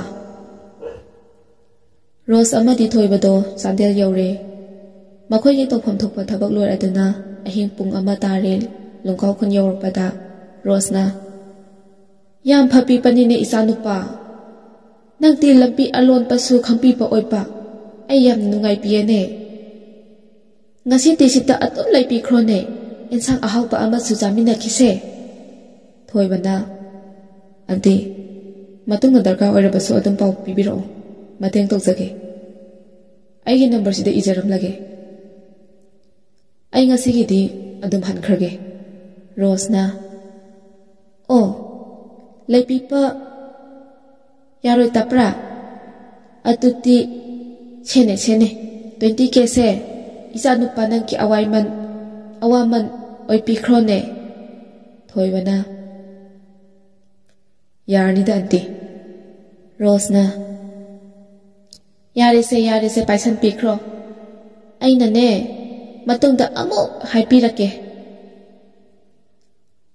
Thoibana, ngaiha wakhanda khalli. Lemna phangba paisa ne. Minungsiga laiba sarna lawdum lawgera. Paisa da lawsille aduga hairagli. Auntie, amuk chatlukige. Rose na, okay bye. Asum tawduna makhoigi aron athop kharadi thoibana khangma ngamle. Adudasu natte makhoina Gracie na karamba mityeng thamkhiba haibadasu khangma ngamle. Adubu warisu Rose na nakoina na thaidokre. Thoibana su khalli. Nangi salaka aigi salaka kanana hian bi yengba tare. Nangi salakpu aina dubat kakpa ngamdrabade ai thoibana tredana. Thoiba wakhalase khanna lakpana mayum yaure. Mayum yawbada ayuki pung 6 tare. Jamuna su ayuki thabak loisinba loyarduna breakfast lawnamagi uhai wahai plate ama puthotuna mangolda lairamli. Machanupagi gari thokjalakpantuda, Isa thoiba hala abra nangdia. Thoibana, Umima, Jamunana, karam tawre imada tamudo. Thoibana thawai nungaitana mari makhong amata khangdre ma. Jamunana, is kamdawri bazano ne. Thoibana, Ima, kainomda hana sase. Sakala mana yadreda. Jamunana, Senes, si sa thoklone, ayi amuk semluragi. Breakfast lowerba matung thoibado, masa fresh oithoklu ba changkhre. Jamuna su nungairamde, machagi thawai oibina mafam khangkhidamase. Thoibasu loyarduna tholakle, aduga mamada, Ima, ay nga hawpathage, ahing tumdabagisu yamna ware. Jamunana, hoi. Ima ne, sak loiraga hawdoraklage ko, potha jawro. Aduga ne, phangnabasu thisi ko, wakhaldi ka hina khanjinganu. Tabrai sa thoiba. Thoibana nungaitana. Hoi ma, asi haiduna magi karda changkhre. Thoibado Rose karam tawraga makhoigi aronba thabakudagi phasigi haina wakhal thadari. Upai leire, maga luda tinajaba NIT gi officer oiba, magi marup khuraidagi kisading singlakle. Kuirabani makhoi pau phawna khidaba magi ajinba oikhibana. Kisanga tanaradi pose thoklani aduna maga tanarage haiduna khalle. Thoibado ahing tumda thorakpagi warduna ngahakti tumthakre. Jamuna su chak loiraduna masabu kawba lakli. Jamunana, Isa thoi, tabro. Tarbose. Hawalone nangbo. Chak sa thoklasla. Aduga ne amuk potharo. Asi haiduna masa nomduna hawdokli. Thoibasu Umima tare. Hawgalage. Aduga sarse. Aduga ne ay thabak amasu chathoke. Jamunana, Phamda chatlugi haibro. Hayeng waina chatlodana iren juna potharo ngaside. Thoibana, ꯐꯥꯝꯗ ꯅꯠꯇꯦ ꯏꯃꯥ ꯊꯥꯏꯅꯒꯤ ꯑꯩꯒꯤ ꯏꯇꯥꯎ ꯀꯤꯁꯟꯒꯤ ꯃꯅꯥꯛꯇ ꯑꯝꯇ ꯌꯧꯔꯨꯒꯦ ꯇꯧꯕꯅꯤ ꯖꯃꯨꯅꯥꯅ ꯑꯣ ꯍꯣꯏ ꯍꯣꯏ ꯆꯠꯂꯨꯁꯣ ꯏꯅꯛ ꯅꯛꯄ ꯃꯐꯝꯅꯤ ꯑꯗꯨꯗꯤ ꯊꯣꯏꯕꯅ ꯍꯣꯏ ꯏꯃꯥ ꯆꯥꯛ ꯆꯥꯔ ꯃꯇꯨꯡꯗ ꯅꯨꯡꯊꯤꯜꯗꯣ ꯊꯣꯏꯕ ꯀꯤꯁꯟꯒꯤꯗ ꯂꯥꯛꯂꯤ ꯊꯣꯏꯕꯅ ꯏꯇꯥꯎ ꯀꯤꯁꯟ ꯂꯩꯇꯕ꯭ꯔꯣ ꯀꯤꯁꯟꯁꯨ ꯇꯥꯟ ꯆꯥꯅ ꯂꯩꯔꯝꯂꯦ ꯉꯁꯤꯗꯤ ꯀꯤꯁꯟꯅ ꯀꯟꯅ ꯏꯁꯩ ꯃꯄꯨꯡ ꯐꯥꯗ꯭ꯔꯤꯉꯩ ꯁꯤꯗꯤ ꯏꯇꯥꯎ ꯃꯦꯖꯔꯅꯤꯗꯅ ꯀꯨꯏꯔꯦꯗ ꯎꯈꯤꯗꯕ ꯑꯁꯤ ꯍꯥꯏꯗꯨꯅ ꯑꯅꯤꯗ ꯀꯣꯟꯅꯩ ꯊꯣꯏꯕꯅ ꯏꯇꯥꯎ ꯑꯩꯗꯤ ꯌꯥꯝꯅ ꯀꯟꯅ ꯅꯥꯔꯨꯔꯦ ꯁꯤꯅꯤꯡ ꯆꯦꯠꯇꯅ ꯑꯩꯅ ꯍꯤꯡꯂꯛꯂꯤꯁꯦ ꯀꯤꯁꯟꯅ ꯀꯔꯤꯅꯣ ꯄꯥꯎꯁꯨ ꯑꯃꯠꯇ ꯇꯥꯗꯦꯅ ꯍꯥꯏꯔꯛꯄ ꯌꯥꯗ꯭ꯔꯣ ꯅꯪꯕꯣ ꯊꯣꯏꯕꯅ ꯏꯇꯥꯎꯒꯤꯗꯤ ꯅꯝꯕꯔꯁꯨ ꯆꯠꯈꯤꯗ꯭ꯔꯦ ꯄꯥꯎ ꯐꯥꯎꯅꯐꯝꯁꯨ ꯂꯩꯈꯤꯗ꯭ꯔꯦꯅꯦ ꯊꯕꯛꯁꯨ ꯃꯩꯅꯤ ꯏꯇꯥꯎꯒꯤꯗꯤ ꯀꯤꯁꯟꯅ ꯍꯣꯏꯅꯦ ꯑꯗꯨꯕꯨꯗꯤ ꯏꯇꯥꯎꯁꯨ ꯆꯞ ꯃꯥꯟꯅꯩꯅꯦ ꯊꯕꯛꯀꯤ ꯋꯥꯗꯤ ꯊꯣꯏꯕꯅ ꯍꯣꯏ ꯃꯥꯟꯅꯔꯦ ꯑꯗꯨꯗ ꯑꯩꯅ ꯑꯃꯨꯛ ꯑꯅꯥꯕ ꯑꯣꯏꯔꯛꯄꯗꯨꯗ ꯃꯄꯥꯟ ꯏꯄꯥꯟꯒ ꯊꯣꯛꯂꯨꯗ꯭ꯔꯕꯅꯤ ꯏꯇꯥꯎꯒ ꯇꯥꯟꯅꯗꯕ ꯌꯥꯗꯕ ꯑꯔꯨꯕ ꯋꯥ ꯑꯃ ꯂꯩꯔꯦ ꯀꯤꯁꯟꯅ ꯇꯥꯟꯅꯁꯦ ꯀꯩꯅꯣ ꯍꯥꯏꯌꯨꯅꯦ ꯊꯣꯏꯕꯅ ꯂꯨꯡꯀꯥꯎ ꯈꯨꯟꯗꯒꯤ ꯃꯤ ꯑꯃ ꯂꯧꯈꯠꯇꯕ ꯌꯥꯗ꯭ꯔꯦ ꯊꯕꯛ ꯑꯆꯧꯕ ꯄꯥꯏꯕ ꯀꯥꯡꯕꯨꯅꯤ ꯃꯐꯝ 3ꯗꯤ ꯑꯦꯛꯖꯦꯛꯂꯤ ꯈꯪꯂꯛꯂꯦ ꯀꯤꯁꯟꯅ ꯍꯣꯏ ꯏꯇꯥꯎ ꯑꯗꯨꯕꯨ ꯃꯣꯏ ꯊꯕꯛ ꯑꯆꯧꯕ ꯇꯧꯕ ꯀꯥꯡꯕꯨꯁꯦ ꯂꯩꯕꯥꯛꯀꯤ ꯐꯝꯅꯥꯏꯕꯁꯤꯡꯒꯤ ꯃꯤ ꯍꯦꯛꯇ ꯑꯣꯏꯔꯝꯃꯤꯅꯦ ꯁꯤꯗꯅꯤ ꯍꯦꯛꯇ ꯈꯣꯏꯗꯧ ꯁꯧꯒꯠꯂꯛꯂꯤꯁꯦ ꯑꯗꯨꯕꯨ ꯇꯨꯃꯤꯟꯅ ꯍꯣꯠꯅꯁꯤ ꯏꯇꯥꯎ ꯃꯃꯨꯠ ꯇꯥꯅ ꯋꯥꯔꯤ ꯋꯥꯈꯣꯡꯁꯨ ꯂꯤꯕꯤꯌꯨ ꯃꯈꯣꯏꯁꯤꯡꯗꯨꯒꯤ ꯃꯔꯝꯗ ꯋꯥꯔꯤ ꯂꯤꯔꯤ ꯀꯤꯁꯟꯅ ꯑꯣꯀꯦ ꯌꯥꯝ ꯆꯦꯛꯁꯤꯟꯕ ꯌꯥꯗꯕꯅꯤꯀꯣ ꯏꯇꯥꯎꯅꯁꯨ ꯑꯀꯨꯞꯄ ꯃꯔꯣꯜꯗꯣ ꯂꯧꯕꯤꯔꯛꯑꯣ ꯏꯔꯝꯗꯝꯁꯦ ꯇꯨꯡꯒꯤ ꯈꯨꯟꯅꯥꯏꯒꯤꯗꯃꯛ ꯃꯌꯦꯛ ꯁꯦꯡꯅ ꯊꯝꯂꯝꯕ ꯄꯥꯝꯃꯤ ꯏꯇꯥꯎ ꯊꯣꯏꯕꯅ ꯑꯆꯨꯝꯕꯅꯤ ꯏꯇꯥꯎ ꯑꯗꯨꯗꯁꯨ ꯅꯠꯇꯦ ꯃꯈꯣꯏꯅ ꯇꯧꯔꯤꯕꯁꯦ ꯃꯤꯒꯤ ꯄꯨꯟꯁꯤꯕꯨꯁꯨ ꯈꯥꯡꯉꯨꯊꯛꯇ ꯂꯣꯏꯍꯟꯈꯤꯅꯕꯁꯨ ꯍꯣꯠꯅꯕ ꯀꯥꯡꯕꯨꯅꯤ ꯀꯤꯁꯟꯅ ꯈꯨꯟꯅꯥꯏꯁꯤꯒꯤ ꯐꯠꯇꯕ ꯃꯍꯤꯛꯅꯤꯅꯦ ꯃꯈꯣꯏꯗꯤ ꯊꯣꯏꯕꯅ ꯃꯗꯨꯃꯛ ꯆꯨꯝꯂꯕꯅꯤ ꯏꯇꯥꯎ ꯀꯤꯁꯟꯅ ꯑꯩꯗꯤ ꯉꯁꯥꯏꯗꯩꯕꯨ ꯀꯥꯎꯏꯅꯦ ꯏꯃꯥ ꯏꯇꯥꯎ ꯂꯥꯛꯂꯤꯌꯦ ꯋꯥꯔꯤꯗ ꯀꯥꯎꯔꯨꯔꯦ ꯖꯨꯏꯁ ꯑꯝꯇ ꯁꯦꯝꯕꯤꯔꯛꯑꯣ ꯏꯇꯥꯎ ꯅꯪ ꯖꯨꯏꯁ ꯊꯛꯄꯗꯤ ꯌꯥꯕ ꯅꯠꯇ꯭ꯔꯥ ꯊꯣꯏꯕꯅ ꯊꯛꯇ꯭ꯔꯕꯁꯨ ꯌꯥꯔꯦꯗ ꯏꯃꯥ ꯋꯥꯅꯕꯅꯦ ꯑꯁ ꯑꯩꯁꯨ ꯏꯀꯥꯎꯗ ꯀꯥꯎꯏꯗ ꯋꯥꯔꯤ ꯅꯪ ꯃꯨꯜꯂꯤꯉꯩꯗꯅꯦ ꯏꯃꯥꯒ ꯑꯝꯇ ꯎꯅꯔꯨꯗ꯭ꯔꯦ ꯑꯝꯇ ꯆꯪꯂꯨꯈꯤꯒꯦꯀꯣ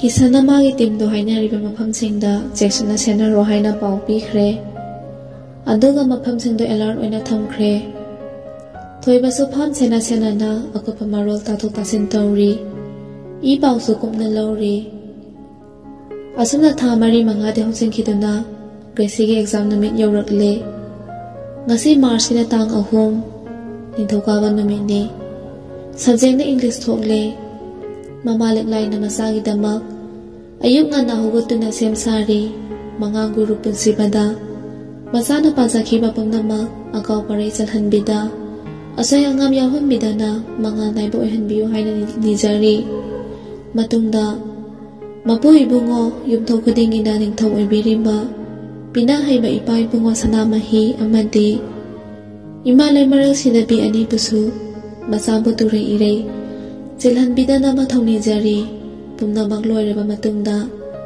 ꯃꯆꯥꯕꯨ ꯄꯤꯖꯅꯕ ꯂꯥꯏꯅꯤꯡꯊꯧ ꯂꯩꯃꯔꯦꯜꯗ ꯀꯠꯂꯕ ꯆꯦꯡ ꯑꯃꯗꯤ ꯃꯅꯥ ꯃꯁꯤꯡ ꯁꯤꯃꯗꯤ ꯈꯨꯔꯨꯝꯖꯗꯨꯅ ꯂꯧꯊꯣꯛꯇꯨꯅ ꯆꯝꯅ ꯊꯣꯡꯕ ꯃꯊꯦꯜ ꯂꯨꯀꯣꯏ ꯑꯣꯏꯅ ꯂꯥꯡꯉꯔꯦ ꯒ꯭ꯔꯦꯁꯤꯁꯨ ꯉꯟꯇꯥ ꯍꯧꯒꯠꯇꯨꯅ ꯏꯔꯨ ꯃꯥꯏꯊ ꯇꯧꯔꯕ ꯃꯇꯨꯡꯗ ꯔꯤꯚꯤꯖꯟ ꯑꯣꯏꯅ ꯇꯦꯛꯁ ꯕꯨꯛꯇꯨ ꯁꯨꯝ ꯌꯦꯡꯂꯤ ꯂꯤꯛꯂꯥꯏꯅ ꯆꯪꯉꯛꯇꯨꯅ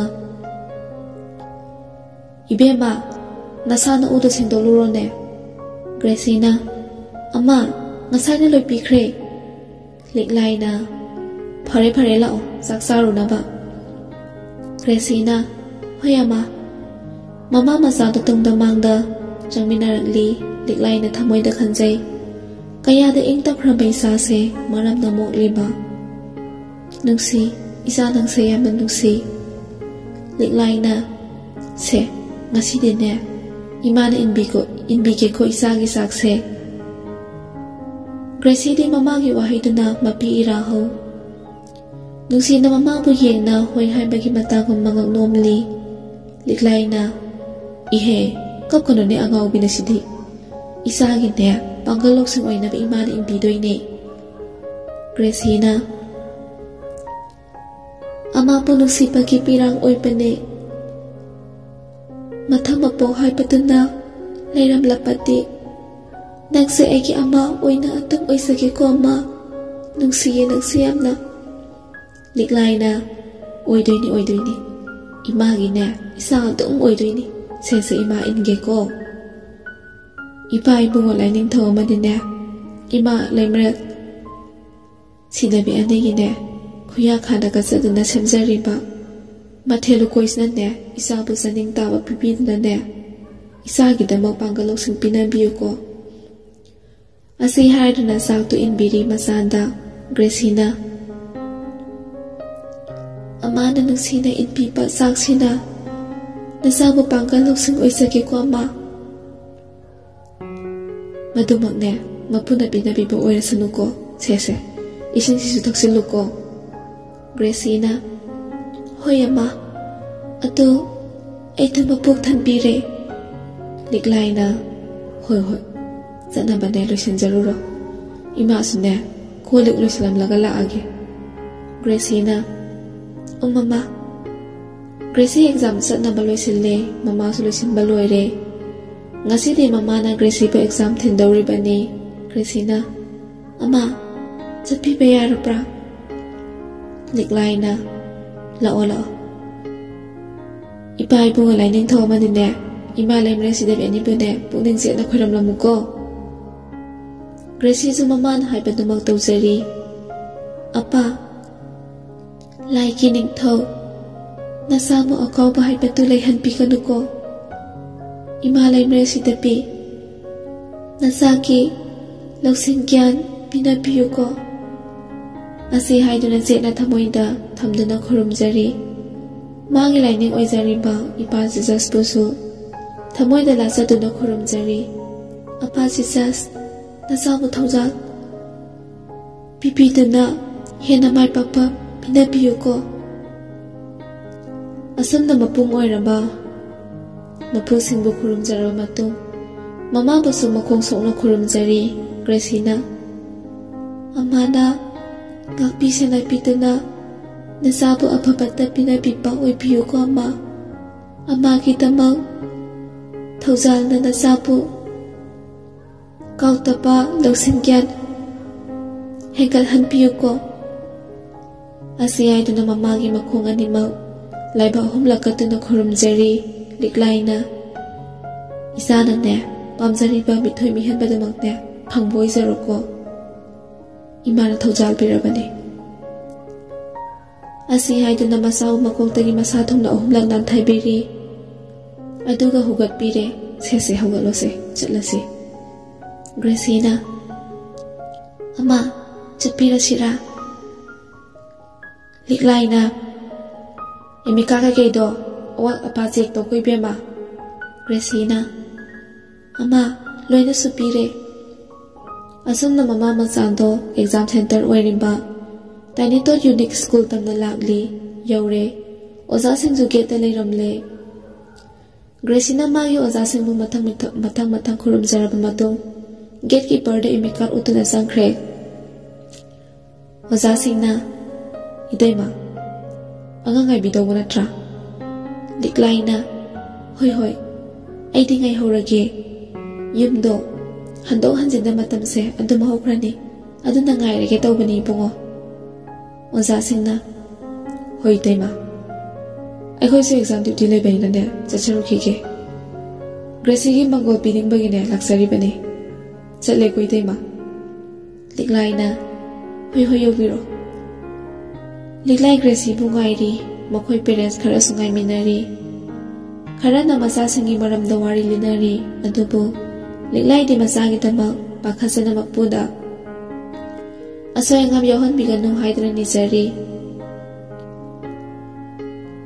एग्जाम लोइबगी मतम नक्सिलक्ले पेरेंट्स सिंगदो मचा थौरकपा खौरांग ngainari लिक्लाइन मचा थौरकपा उमदा संगसिनुना इबेमा इमा सोमदा लैरे लाओ ग्रेसीना होय अमा लिक्लाइना करम तौगे क्वेश्चनबो इसाबु लोइना इरमब्रो ग्रेसीना अमा लोइना तपना अमतसु कौपितना इरमलपने लिक्लाइना इमा नुंगाय लाओ से चलसे मथंगिने अमुक येंगनबा ग्रेसीना होय असमना ममा मसालो हलकले पेरेंट्स खराना हाइना हौरी मीगी मसादे मसकना मसक फजरिबा इंगना तपलिबा लाइरिकासु यामना हाइबा मालिने पेरेंट्स अमना अमु होइने अदु मसादो ट्राइब्स माली मरोल दो खोइता का ताबा यामना नुंगाय इमा कौबा खुकौगदो नुंसिद्रो यामना पेरेंट्स अमना होइने ऐसु खलमीबने करम तौरिजानो ममा दुदी खोइदे मितै सुमाली फिजे तक्सादो मानरने असमना मयाम दुसु काइना ख्रे समसम होखिबना 12 एग्जाम सॉल्यूशन ख्रे ग्रेसीसु सब्जेक्ट खुदिन फजना तौरमखि अदुना आसा जाउना लै खरा सोनबा मेसु ओजासिंना नैख्रबनिना हिनाबि सब्जेक्ट ओइख्रबनि किसानसु थोइबदा करी पाउलै बाहाइना तोइना पाउ फौनै रोजना थोइबदा हे कौदुना मागी थबक सिजिनै थोइबसु अदुम याय हराव चल्ली मपुंग ओइबा टीमदु पुन्नि हाय मतम लेप्ट्री मदुदा तौरसि हाइना हाइरे थोइबना सिंना निगाय ओइबा मरम अमता लेहन्दबना रोजना माबु याम थाजबा मी ओइख्रे रोजना थोइबदा कॉल तौरकली थोइबसु रिंग हेक लाबगा पाइखल्ली थोइबना हेलो अदे रोजना इसा नुपा हयेंति अचौबा थप ओइपिबने इसा पु संपिकट्रने मतमदु तबुं खौरांना ngaइजरिबा थोइबना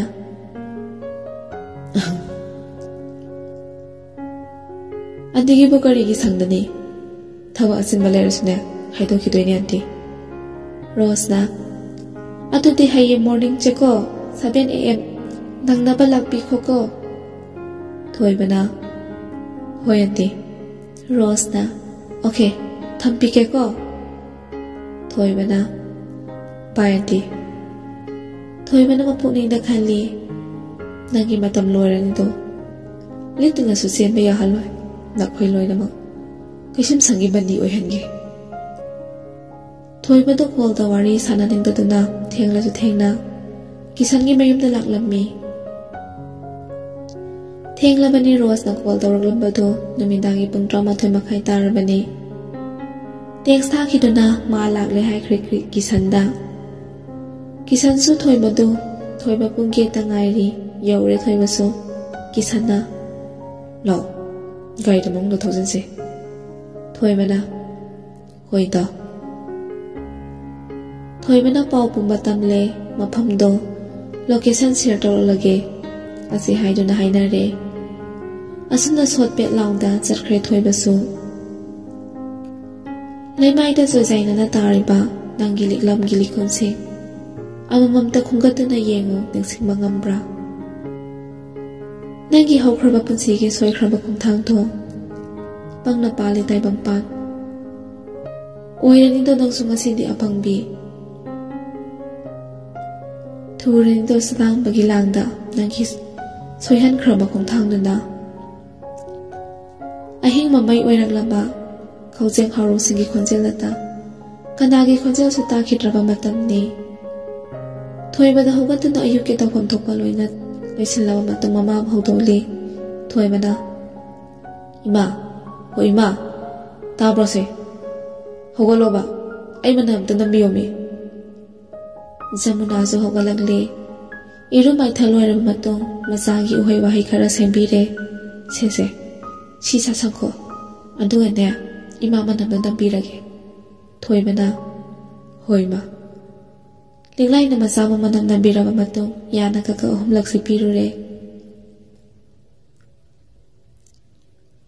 ꯃꯥꯡꯒꯣꯜ ꯑꯣꯏꯌꯨꯀꯣ ꯅꯃꯥꯏ ꯄꯥꯛꯅ ꯍꯜꯂꯛꯎ ꯏꯃꯥꯅ ꯑꯃꯨꯛ ꯉꯥꯏꯔꯝꯒꯦꯀꯣ ꯊꯣꯏꯕ ꯊꯣꯏꯕꯅ ꯍꯣꯏ ꯃꯥ ꯄꯥꯈꯠꯄꯤꯒꯅꯨ ꯏꯇꯥꯎꯒꯤ ꯁꯟꯍꯣꯏꯁꯨꯅꯦ ꯑꯩꯒꯤ ꯏꯇꯨꯡ ꯏꯟꯅꯗꯣꯏꯅꯦ ꯊꯣꯏꯕꯁꯨ ꯃꯃꯥꯒꯤ ꯃꯈꯣꯡ ꯁꯣꯛꯅ ꯈꯨꯔꯨꯝꯖꯗꯨꯅ ꯊꯣꯔꯛꯂꯦ ꯃꯥꯒꯤ ꯂꯣꯀꯦꯁꯟꯁꯨ ꯁꯦꯌꯔ ꯇꯧꯈ꯭ꯔꯦ ꯀꯤꯁꯟꯗ ꯁꯣꯝꯗ ꯀꯤꯁꯟꯁꯨ ꯃꯈꯣꯏꯒꯤ ꯇꯤꯝꯗꯨ ꯊꯣꯏꯕꯅ ꯁꯦꯌꯔ ꯇꯧꯔꯛꯂꯤꯕ ꯂꯣꯀꯦꯁꯟꯗꯨꯒꯤ ꯃꯇꯨꯡ ꯏꯟꯅ ꯆꯠꯅꯕ ꯁꯦꯝ ꯁꯥꯕ ꯂꯣꯏꯈ꯭ꯔꯦ ꯂꯨꯡꯒꯥꯎ ꯈꯨꯟ ꯌꯧꯔꯦ ꯊꯣꯏꯕꯗꯣ ꯆꯪꯂꯛꯂꯤ ꯔꯣꯁꯀꯤ ꯃꯅꯥꯛꯇ ꯊꯣꯏꯕꯅ ꯑꯟꯇꯤ ꯂꯣꯏꯗ꯭ꯔꯤꯕꯣ ꯑꯩꯗꯤ ꯌꯧꯔꯛꯂꯦ ꯔꯣꯁꯅ ꯏꯆꯥꯅꯨꯄꯥ ꯅꯪ ꯌꯧꯕꯤꯔꯛꯄ ꯅꯨꯡꯉꯥꯏꯕꯤꯔꯦ ꯉꯥꯏꯍꯥꯛ ꯐꯝꯕꯤꯌꯣꯀꯣ ꯑꯩꯁꯨ ꯂꯣꯏꯄꯤꯔꯦ ꯊꯣꯏꯕꯅ ꯀꯩ ꯂꯝꯗꯅꯣ ꯉꯁꯤꯅ ꯔꯣꯁꯅ ꯈꯤꯇꯪꯗꯤ ꯂꯥꯞꯄꯤꯕ ꯑꯣꯏꯕꯅꯦ ꯑꯩꯈꯣꯏ ꯂꯤꯗꯔꯁꯤꯡ ꯄꯨꯟꯅ ꯎꯅꯕꯤꯒꯦ ꯑꯗꯨꯒ ꯌꯥꯝ ꯆꯥꯎꯕ ꯊꯕꯛꯅꯦ ꯑꯥꯎꯠꯁꯥꯏꯠ ꯀꯟꯇ꯭ꯔꯤꯁꯨ ꯌꯧꯕꯤꯒꯗꯧꯕꯅꯦ ꯊꯣꯏꯕꯅ ꯈꯨꯟꯖꯥꯁꯤꯡꯅꯁꯨ ꯔꯣꯁꯁꯦ ꯅꯨꯡꯁꯤꯅꯦ ꯃꯥ ꯃꯉꯥꯏꯔꯦ ꯏꯅꯥꯛ ꯈꯨꯟꯕ ꯍꯥꯏꯗꯨꯅ ꯃꯨꯛꯈꯥꯏꯕꯤꯅꯦ ꯈꯨꯟꯖꯥꯁꯤꯡꯅ ꯍꯥꯏꯅꯩ ꯐꯠꯇꯕ ꯇꯧꯕꯤ ꯅꯪꯒꯤꯁꯨ ꯅꯣꯡꯃ ꯏꯁꯣꯔꯅ ꯄꯔꯥ ꯇꯝꯕꯤꯒꯅꯤ ꯍꯥꯏꯅ ꯑꯗꯨꯕꯨ ꯔꯣꯁꯀꯤ ꯃꯅꯥꯗꯁꯨ ꯍꯥꯞꯄꯤꯗꯦ ꯑꯁꯨꯝꯅ ꯊꯣꯏꯕꯒ ꯔꯣꯁꯀꯗꯨ ꯂꯥꯛꯂꯦ ꯊꯣꯏꯕꯅ ꯈꯨꯟꯗꯨꯕꯨ ꯀꯟꯕꯤꯔꯤꯕ ꯏꯁꯣꯔꯗ ꯅꯤꯡꯖꯩ ꯃꯥꯅ ꯄꯥꯡꯊꯣꯛꯅꯤꯡꯂꯤꯕ ꯊꯕꯛꯁꯤꯡꯗ ꯃꯇꯦꯡ ꯄꯥꯡꯕꯤꯌꯨ ꯍꯥꯏꯅ ꯁꯨꯝ ꯊꯧꯔꯛꯄꯅ ꯅꯨꯡꯊꯤꯜꯒꯤ ꯄꯨꯡ 2 ꯑꯗꯥꯏꯗ ꯖꯤꯔꯤꯗ ꯊꯨꯡꯂꯔꯦ ꯂꯞꯇꯛꯅ ꯀꯤꯁꯟꯒꯤ ꯇꯤꯝꯗꯨ ꯊꯧꯔꯛꯂꯤ ꯁꯤꯚꯤꯜ ꯗ꯭ꯔꯦꯁꯇꯅꯤ 5-star ꯍꯣꯇꯦꯜꯅꯤ ꯈꯨꯁꯦꯝꯒꯤ ꯐꯖꯕꯅ ꯃꯤꯠ ꯊꯛꯍꯜꯂꯤ ꯃꯃꯤꯡꯁꯨ ꯆꯥꯎꯅ ꯊꯦꯠꯂꯤ ꯖꯤꯔꯤ ꯂꯛꯖꯔꯤꯌꯁ ꯔꯤꯖꯜ ꯍꯥꯏꯅ ꯔꯣꯁꯅ ꯆꯪꯄꯤꯁꯦ ꯅꯪ ꯄꯨꯁꯨꯀꯣ ꯄꯥꯔꯠꯅꯔꯁꯤꯞ ꯑꯣꯏꯍꯜꯂꯛꯄꯅꯦ ꯑꯟꯇꯤꯅ ꯊꯣꯏꯕꯅ ꯑꯟꯇꯤ ꯑꯩꯗꯤ ꯃꯌꯥꯝ ꯃꯔꯛꯇ ꯌꯥꯎꯕ ꯏꯀꯥꯏꯗ ꯂꯣꯜꯂꯤꯁꯨ ꯑꯃꯠꯇ ꯈꯪꯕꯁꯨ ꯑꯣꯏꯗꯦ ꯑꯩ ꯑꯟꯇꯤꯒꯤ ꯗ꯭ꯔꯥꯏꯚꯔ ꯑꯣꯏꯅ ꯑꯗꯨꯝ ꯂꯩꯖꯒꯦꯗ ꯔꯣꯁꯅ ꯀ꯭ꯔꯤꯔꯥ ꯄꯥꯈꯠꯄꯤꯒꯅꯨꯅꯦ ꯏꯪꯂꯤꯁ ꯍꯤꯟꯗꯤ ꯑꯃꯁꯨ ꯌꯥꯎꯕꯤꯔꯣꯏꯅꯦ ꯅꯪꯕꯣ ꯑꯣꯟꯂꯤ ꯃꯅꯤꯄꯨꯔꯤ ꯈꯛꯇ ꯋꯥꯔꯤ ꯁꯥꯟꯅꯕꯤꯒꯗꯧꯕꯅꯤꯅꯦ ꯀ꯭ꯔꯤꯁꯨ ꯋꯥꯄꯤꯒꯅꯨꯀꯣ ꯆꯪꯄꯤꯁꯦ ꯂꯥꯛꯄꯤꯈ꯭ꯔꯣ ꯑꯁꯨꯝꯅ ꯃꯈꯣꯏ ꯑꯅꯤꯁꯨ ꯆꯪꯂꯛꯂꯦ ꯆꯪꯐꯝꯗꯨꯗ ꯅꯨꯄꯥ ꯑꯃꯅ ꯆꯦꯛ ꯇꯧꯔꯤ ꯌꯥꯝ ꯆꯦꯛꯁꯤꯟꯕ ꯃꯥꯅ ꯊꯣꯏꯕꯁꯨ ꯃꯨꯟꯅ ꯀꯨꯞꯅ ꯌꯦꯡꯂꯤ ꯃꯥꯒꯤ ꯆꯦꯛ ꯈꯨꯇꯧꯗꯨ ꯑꯗꯨꯕꯨ ꯀꯨꯞꯊꯕꯗꯤ ꯅꯠꯇꯦ ꯃꯥꯒꯤ ꯆꯦꯛ ꯈꯨꯇꯧꯗꯣ ꯑꯁꯨꯝꯅ ꯆꯪꯂꯛꯇꯨꯅ ꯔꯥꯎꯟ ꯇꯦꯕꯜ ꯑꯃꯒꯤ ꯑꯀꯣꯏꯕꯗ ꯃꯈꯣꯏ 6 ꯐꯝꯂꯤ ꯃꯈꯣꯏꯅ ꯍꯥꯏꯅꯕ ꯃꯔꯣꯜꯗ ꯑꯁꯨꯝꯅ ꯍꯥꯏꯅꯩ ꯁꯥꯜꯅ ꯑꯦꯄꯜꯅ ꯑꯗꯨꯒ ꯑꯦꯄꯜꯒꯤꯅ ꯑꯣꯔꯅꯥꯃꯦꯟꯇ ꯃꯗꯨꯒꯤ ꯔꯤꯛꯁꯅ ꯁꯤꯑꯦꯝꯒꯤ ꯑꯉꯧꯅ ꯃꯈꯣꯏꯗꯣ ꯃꯤꯅꯧ ꯉꯥꯛꯇꯅꯤ ꯑꯟꯇꯤꯒ ꯑꯁꯨꯛ ꯀꯨꯏꯅ ꯆꯠꯂꯛꯄꯁꯦ ꯑꯃꯨꯛꯇ ꯊꯦꯡꯅꯗꯦ ꯌꯦꯡꯕꯗ ꯍꯥꯏ ꯁ꯭ꯇꯦꯟꯗꯔꯗ ꯐꯦꯃꯤꯂꯤꯒꯤ ꯃꯤꯑꯣꯏ ꯉꯥꯛꯇ ꯑꯣꯏꯅ ꯎꯏ ꯃꯈꯣꯏꯒꯤ ꯃꯔꯛꯇ ꯅꯦꯝꯇꯛ ꯇꯧꯕ ꯅꯨꯄꯥꯗꯨꯅ ꯔꯣꯁ ꯅꯪ ꯀꯔꯝ ꯃꯥꯏꯀꯩ ꯄꯨꯒꯦ ꯍꯥꯏꯕꯅꯣ ꯑꯥꯏꯁ ꯃꯥꯏꯀꯩꯒꯤ ꯔꯤꯛꯁ ꯑꯣꯏꯗꯧꯕꯁꯦ ꯅꯪ ꯅꯠꯇꯅ ꯂꯩꯇ꯭ꯔꯦ ꯔꯣꯁꯅ ꯑꯣꯀꯦ ꯕꯣꯁ ꯅꯨꯄꯥꯗꯨꯅ ꯑꯃꯨꯛ ꯃꯤꯁꯇꯔ ꯊꯣꯃꯥꯁ ꯂꯣꯏꯅꯔꯛꯄ꯭ꯔꯥ ꯊꯣꯃꯥꯁ ꯑꯣꯀꯦ ꯕꯣꯁ ꯅꯨꯄꯥꯗꯨꯅ ꯂꯣꯏꯅꯃꯛ ꯃꯌꯥꯝꯗꯨ ꯑꯣꯀꯦ ꯕꯣꯁ ꯅꯨꯄꯥꯗꯨꯅ ꯑꯣꯀꯦ ꯄꯨꯊꯣꯔꯛꯂꯣ ꯊꯣꯏꯕꯅ ꯔꯦꯀꯣꯔꯗ ꯇꯧꯔꯤ ꯍꯥꯏꯕꯁꯦ ꯀꯅꯥꯅꯁꯨ ꯈꯪꯗꯦ ꯇꯟꯖꯥꯁꯤꯗꯕꯨ ꯉꯥꯏꯔꯤꯕ ꯊꯣꯏꯕꯅ ꯀꯤꯁꯟ ꯃꯈꯣꯏ ꯑꯅꯤ ꯍꯥꯏꯅꯈꯤꯕ ꯁꯤꯒꯅꯦꯜꯗꯨ ꯄꯤꯈ꯭ꯔꯦ ꯃꯈꯣꯏꯅ ꯄꯨꯔꯛꯂꯤꯕ ꯄꯣꯠꯁꯤꯡꯗꯨ ꯇꯦꯕꯜꯗ ꯂꯣꯏꯅ ꯊꯝꯅꯈ꯭ꯔꯦ ꯃꯇꯥꯡꯗꯨ ꯆꯞ ꯆꯥꯅ ꯀꯤꯁꯟꯅ ꯍꯦꯟds up all ꯃꯈꯣꯏ ꯂꯣꯏꯅ ꯇꯤꯡꯉꯛꯅ ꯊꯣꯡꯂꯣꯝꯗ ꯑꯃꯨꯛꯇꯗ ꯌꯦꯡꯊꯣꯔꯛꯂꯝꯃꯤ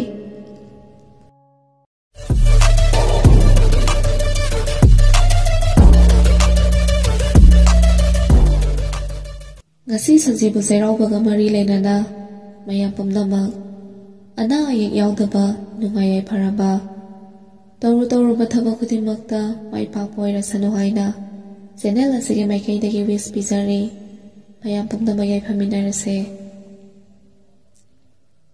ꯂꯣꯏꯈ꯭ꯔꯣ ꯅꯪꯒꯤ ꯋꯥꯔꯤ, ꯅꯄꯥꯎꯁꯨ ꯇꯥꯍꯟꯕꯤꯔꯅꯨ ꯑꯃꯨꯛ ꯍꯟꯅ꯫ ꯑꯣꯛꯂꯤ ꯅꯪꯒꯤ ꯃꯤꯑꯣꯠ ꯃꯤꯅꯩ, ꯃꯤꯅꯨꯡꯁꯤ ꯌꯥꯎꯗꯕꯤ ꯅꯪ ꯆꯠꯈ꯭ꯔꯣ꯫ ꯂꯥꯛꯈ꯭ꯔꯣ ꯎꯅꯤꯡꯗ꯭ꯔꯦ ꯑꯃꯨꯛ ꯍꯟꯅ꯫ ꯑꯁꯨꯝꯅ ꯅꯝꯕꯔ 4 ꯀꯔꯕꯥꯔ ꯇꯧꯕ ꯃꯈꯣꯏꯁꯤꯡꯗꯣ NIT ꯇꯤꯟꯅ ꯂꯧꯈꯠꯂꯕꯅꯤꯅ ꯃꯟꯇ꯭ꯔꯤ ꯃꯟꯗꯣꯜꯒꯤ ꯃꯤ ꯑꯣꯏꯔꯕꯁꯨ ꯀꯩꯝꯇ ꯎꯄꯥꯏ ꯂꯩꯅꯈꯤꯗ꯭ꯔꯦ꯫ ꯃꯈꯣꯏꯒꯤ ꯔꯥꯏ ꯍꯥꯏꯔꯒꯗꯤ ꯁꯦꯟꯇ꯭ꯔꯦꯜ ꯂꯣꯝꯗꯒꯤ ꯇꯧꯊꯔꯛꯂꯅꯤ꯫ ꯃꯈꯣꯏꯁꯤꯡꯗꯨ ꯀꯁꯇꯗꯤꯗ ꯋꯥꯍꯪ ꯄꯥꯎ ꯍꯪꯂꯤ꯫ ꯀꯤꯁꯟꯅ ꯇꯁꯦꯡꯅ ꯑꯗꯨꯝ ꯍꯥꯏꯕꯤꯌꯨ, ꯑꯩ ꯅꯈꯣꯏꯗ ꯈꯨꯠ ꯊꯥꯅꯤꯡꯗꯦ, ꯃꯔꯨꯑꯣꯏꯕ ꯅꯈꯣꯏꯒꯤ ꯃꯀꯣꯛꯁꯦ ꯀꯅꯥꯅꯣ? ꯅꯦꯝꯇꯛ ꯇꯧꯕ ꯅꯨꯄꯥꯗꯨ ꯋꯥꯛ ꯃꯤꯅꯤꯁꯇꯔ ꯊꯣꯏꯊꯣꯏꯒꯤ ꯃꯁꯦ ꯅꯨꯄꯥꯅꯤ, ꯃꯃꯤꯡꯅ ꯕꯤꯔꯁꯅꯥ꯫ ꯃꯁꯥꯗ ꯑꯀꯤꯕ ꯄꯥꯈꯠꯄ ꯑꯃꯁꯨ ꯄꯣꯛꯇ ꯀꯩꯝꯇ ꯊꯋꯥꯏ ꯋꯥꯋꯏꯗꯅ ꯄꯥꯎꯈꯨꯝ ꯄꯤꯔꯛꯂꯤ꯫ ꯁꯥꯔ, ꯑꯩꯅ ꯃꯌꯥꯝꯁꯤ ꯂꯣꯏꯅ ꯁꯤꯜ ꯂꯥꯡ ꯇꯧꯖꯕꯅꯤ, ꯑꯗꯨꯕꯨ ꯗꯥꯎ ꯌꯥꯗꯕꯅ ꯁꯥꯔ ꯍꯣꯏꯒꯤ ꯈꯨꯠꯇ ꯇꯥꯈ꯭ꯔꯦ꯫ ꯑꯩꯈꯣꯏ ꯂꯩꯗꯅ ꯆꯠꯐꯝꯁꯨ ꯂꯩꯇꯦ, ꯑꯗꯨꯕꯨ ꯁꯥꯔ, ꯆꯦꯟꯕ ꯌꯥꯔꯔꯣꯏꯗꯕ ꯗꯟꯗꯤ ꯐꯪꯂꯗꯧꯕ ꯑꯩꯅ ꯀꯔꯤꯒꯨꯝꯕ ꯑꯃꯗꯤ ꯍꯥꯏꯖꯒꯦ꯫ ꯀꯤꯁꯟꯅ ꯍꯥꯏꯌꯨ ꯇꯥꯁꯦ꯫ ꯕꯤꯔꯁꯅꯥꯅ ꯃꯃꯥꯡ ꯀꯌꯥꯗ ꯑꯁꯤꯒꯨꯝꯕ ꯄꯣꯠ ꯀꯌꯥ ꯑꯦꯌꯔꯄꯣꯔꯠꯇꯒꯤ ꯀꯣꯔꯄꯣꯔꯒꯤ ꯁꯦꯟꯐꯝ ꯑꯣꯏꯒꯗꯕ ꯃꯌꯥꯝ ꯑꯃꯁꯨ ꯐꯥꯒꯠꯄꯤꯈꯤ ꯁ꯭ꯇꯦꯠ ꯐꯣꯔꯁꯅ꯫ ꯀꯤꯁꯟꯅ ꯌꯦꯁ, ꯃꯈꯥꯗꯤ? ꯕꯤꯔꯁꯅꯥꯅ ꯍꯥꯏꯖꯔꯛꯀꯦ꯫ ꯍꯥꯏꯔꯤꯕ ꯄꯣꯠꯁꯤꯡꯗꯣ ꯂꯤꯈꯨꯟ ꯈꯪꯗ ꯀꯅꯥꯅ ꯀꯔꯝꯅ ꯃꯥꯡꯍꯟꯕꯤꯈꯤꯕꯅꯣ? ꯀꯤꯁꯟꯅ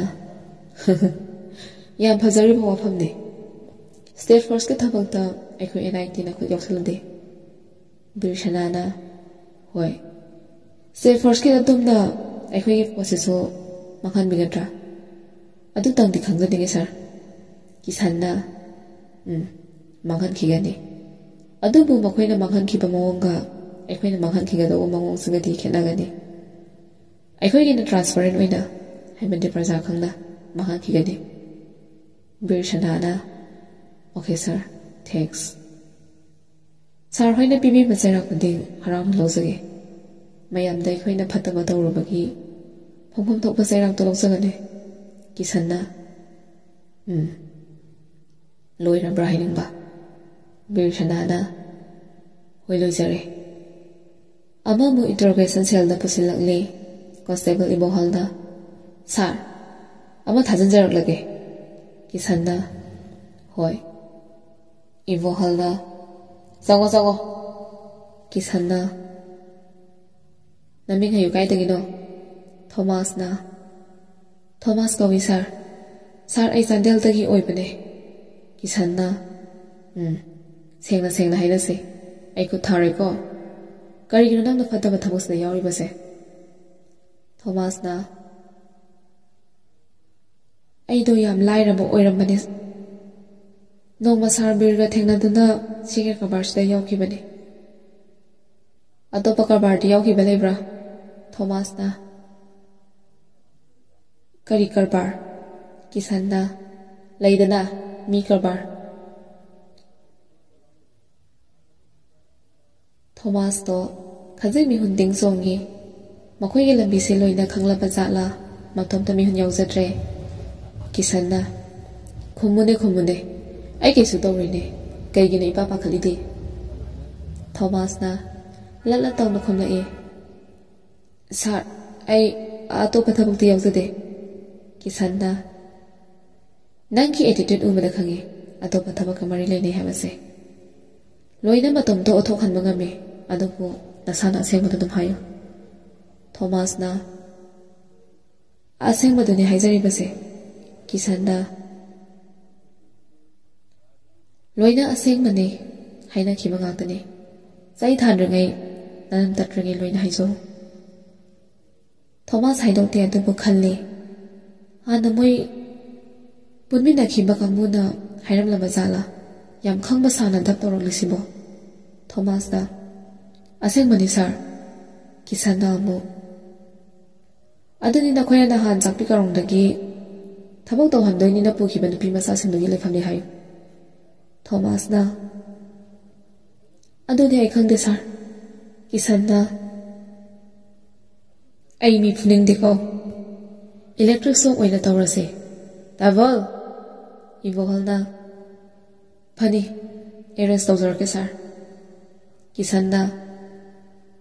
Yarba nangna asengba hainingdabanina shock tawbana nasana yazareko. Thomasna. Nate sir. Asengba do ai haizarage. Kisanna. Hayo. Thomasna. Paisa mayam pairaklabanina ꯑꯩꯈꯣꯏꯒꯤ ꯊꯕꯛꯁꯤꯗꯒꯤ ꯍꯦꯟꯅ ꯄꯩꯁꯥ ꯐꯪꯗꯧꯕ ꯊꯕꯛ ꯇꯧꯔꯁꯤ ꯍꯥꯏꯗꯅ ꯑꯩꯈꯣꯏ ꯑꯍꯨꯝ ꯃꯥꯟꯅꯗꯅ ꯇꯧꯈꯤꯕꯅꯤ ꯁꯥꯔ꯫ ꯃꯔꯛ ꯊꯠꯅ ꯀꯔꯤꯒꯨꯝꯕ ꯑꯃꯇꯪ ꯅꯤꯡꯁꯤꯡꯖꯔꯤ ꯃꯗꯨꯗꯤ ꯉꯁꯤ ꯁꯖꯤꯕꯨꯒꯤ ꯀꯨꯟꯃꯔꯤꯅꯤ ꯄꯥꯟꯕ ꯏꯔꯥꯏ ꯅꯨꯃꯤꯠ ꯇꯥꯡ 13 ꯌꯥꯏꯐꯔꯕ ꯅꯨꯃꯤꯠ ꯑꯁꯤꯗ ꯆꯣꯡꯒꯗꯧꯔꯤꯕ ꯊꯥꯕꯜꯁꯤꯡꯒꯤ ꯂꯤꯁ ꯈꯔꯗꯪ ꯑꯞꯗꯦꯠ ꯇꯧꯖꯔꯤ ꯃꯗꯨꯗꯤ ꯑꯍꯥꯟꯕꯗ ꯀꯣꯡꯃꯜ ꯈꯨꯅꯧ ꯔꯤꯁꯣꯔꯠ ꯀ꯭ꯂꯕ ꯑꯅꯤꯁꯨꯕ ꯂꯝꯖꯤꯡ ꯑꯆꯧꯕ ꯃꯃꯥꯡ ꯂꯩꯀꯥꯏ ꯂꯝꯄꯥꯛ ꯑꯍꯨꯝꯁꯨꯕꯗ ꯂꯪꯊꯕꯥꯜ ꯀꯥꯡꯖꯩꯕꯨꯡ ꯃꯔꯤꯁꯨꯕꯗ ꯑꯣꯔꯤꯌꯦꯟꯇꯦꯜ ꯀ꯭ꯂꯕ ꯈꯣꯡꯃꯟ ꯃꯥꯡꯖꯤꯜ ꯃꯉꯥꯁꯨꯕꯗꯅ ꯑꯋꯥꯡ ꯁꯦꯛꯃꯥꯏ ꯈꯨꯅꯧ ꯇꯔꯨꯛ ꯁꯨꯕꯗꯅ ꯌꯨꯝꯅꯥꯝ ꯍꯨꯏꯗ꯭ꯔꯣꯝ ꯑꯗꯨꯒ 8 ꯁꯨꯕꯗꯅ ꯃꯟꯇ꯭ꯔꯤ ꯂꯩꯀꯥꯏ ꯐꯨꯠꯕꯣꯜ ꯒ꯭ꯔꯥꯎꯟ 9 ꯁꯨꯕꯗꯅ ꯁꯤꯕ ꯒ꯭ꯔꯥꯎꯟ ꯏꯄꯨꯗꯧ ꯃꯥꯔꯁꯤꯡ ꯑꯗꯨꯒ 10 ꯁꯨꯕꯗꯅ ꯈꯥꯡꯉꯕꯣꯛ ꯄꯥꯔꯠ 3 ꯆꯤꯔꯥꯄꯨꯔ ꯂꯝꯄꯥꯛ ꯀꯣ ꯑꯗꯨꯒ 10 ꯁꯨꯕꯗꯅ ꯈꯨꯔꯥꯏ ꯄꯨꯊꯤꯕ ꯅꯥꯟꯗꯦꯕꯝ ꯂꯩꯀꯥꯏ ꯁꯤ ꯅꯠꯇꯕ ꯃꯐꯝ ꯃꯌꯥꯝ ꯑꯃꯁꯨ ꯂꯩꯈ꯭ꯔꯦ ꯑꯩꯅ ꯈꯔꯗꯪ ꯂꯧꯈꯠꯆꯔꯒ ꯄꯟꯖꯕꯅꯤꯀꯣ ꯃꯁꯤꯗ ꯃꯌꯥꯝꯁꯨ ꯁꯨꯡꯁꯣꯏ ꯁꯣꯏꯗꯅ ꯁꯔꯨꯛ ꯌꯥꯕꯤꯌꯨ ꯑꯩ ꯏꯁꯥꯃꯛꯁꯨ ꯁꯔꯨꯛ ꯌꯥꯖꯒꯗꯣꯏꯅꯦꯕ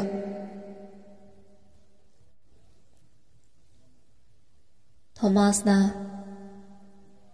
ꯄꯩꯁꯥ ꯃꯌꯥꯝ ꯄꯥꯏꯔꯛꯂꯕꯅꯤꯅ ꯑꯩꯈꯣꯏꯒꯤ ꯊꯕꯛꯁꯤꯗꯒꯤ ꯍꯦꯟꯅ ꯄꯩꯁꯥ ꯐꯪꯒꯗꯧꯕ ꯊꯕꯛ ꯇꯧꯔꯁꯤ ꯍꯥꯏꯅꯕꯗꯒꯤ ꯑꯩꯈꯣꯏ ꯑꯍꯨꯝ ꯃꯥꯟꯅꯗꯨꯅ ꯇꯧꯈꯤꯕꯅꯤ ꯁꯥꯔ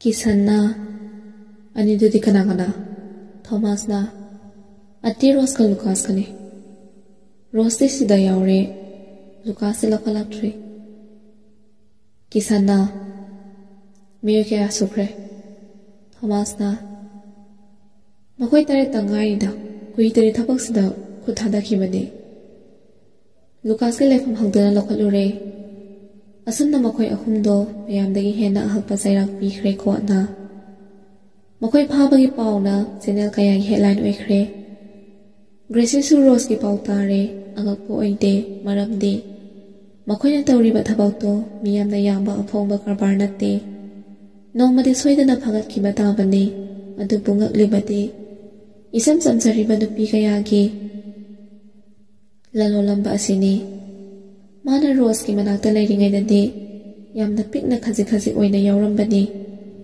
ꯑꯗꯨꯕꯨ ꯈ꯭ꯋꯥꯏꯗꯒꯤ ꯍꯦꯟꯅ ꯐꯠꯇꯕ ꯀꯔꯕꯥꯔ ꯑꯁꯤꯃꯁꯨ ꯌꯥꯎꯔꯝꯂꯦ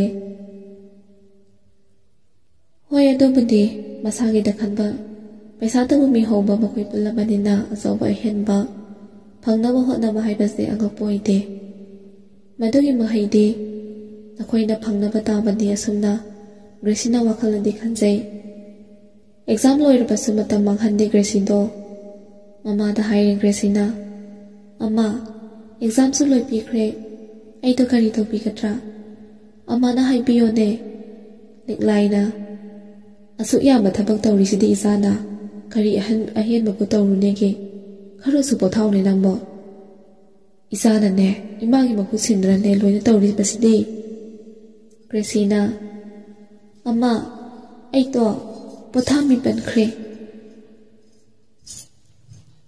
ꯑꯃ ꯑꯩꯈꯣꯏ ꯐꯤ ꯁꯥꯕꯤꯕꯁꯨ ꯍꯩꯕꯤꯌꯦ ꯁꯥꯕꯤꯒꯦ ꯑꯃ ꯂꯤꯛꯂꯥꯏꯅ ꯏꯍꯦ ꯏꯆꯥꯅꯅꯦ ꯏꯃꯥꯒꯤ ꯃꯇꯦꯡ ꯇꯧꯅꯤꯡꯂꯗꯤꯅꯦ ꯑꯣꯜ ꯑꯦꯖ ꯍꯣꯝ ꯑꯃ ꯂꯩꯌꯦ ꯏꯃꯥꯅ ꯁꯦꯝꯒꯠꯄ ꯃꯗꯨꯗꯅꯦ ꯑꯍꯜ ꯂꯃꯟꯁꯤꯡꯗꯨꯒꯤ ꯁꯦꯕꯥ ꯇꯧꯕꯤꯗꯨꯅꯅꯦ ꯃꯈꯣꯏꯒꯤ ꯄꯨꯛꯅꯤꯡ ꯄꯦꯜꯍꯜꯂꯨ ꯏꯆꯥꯁꯤꯗꯤ ꯃꯈꯣꯏꯒꯤ ꯁꯦꯕꯥ ꯇꯧꯕꯗꯤꯅꯦ ꯏꯁꯣꯔꯒꯤ ꯈꯣꯡꯌꯥ ꯐꯪꯖꯕꯒꯅꯦ ꯃꯥꯟꯅꯩꯀꯣ ꯏꯆꯥ ꯊꯣꯏꯕꯤ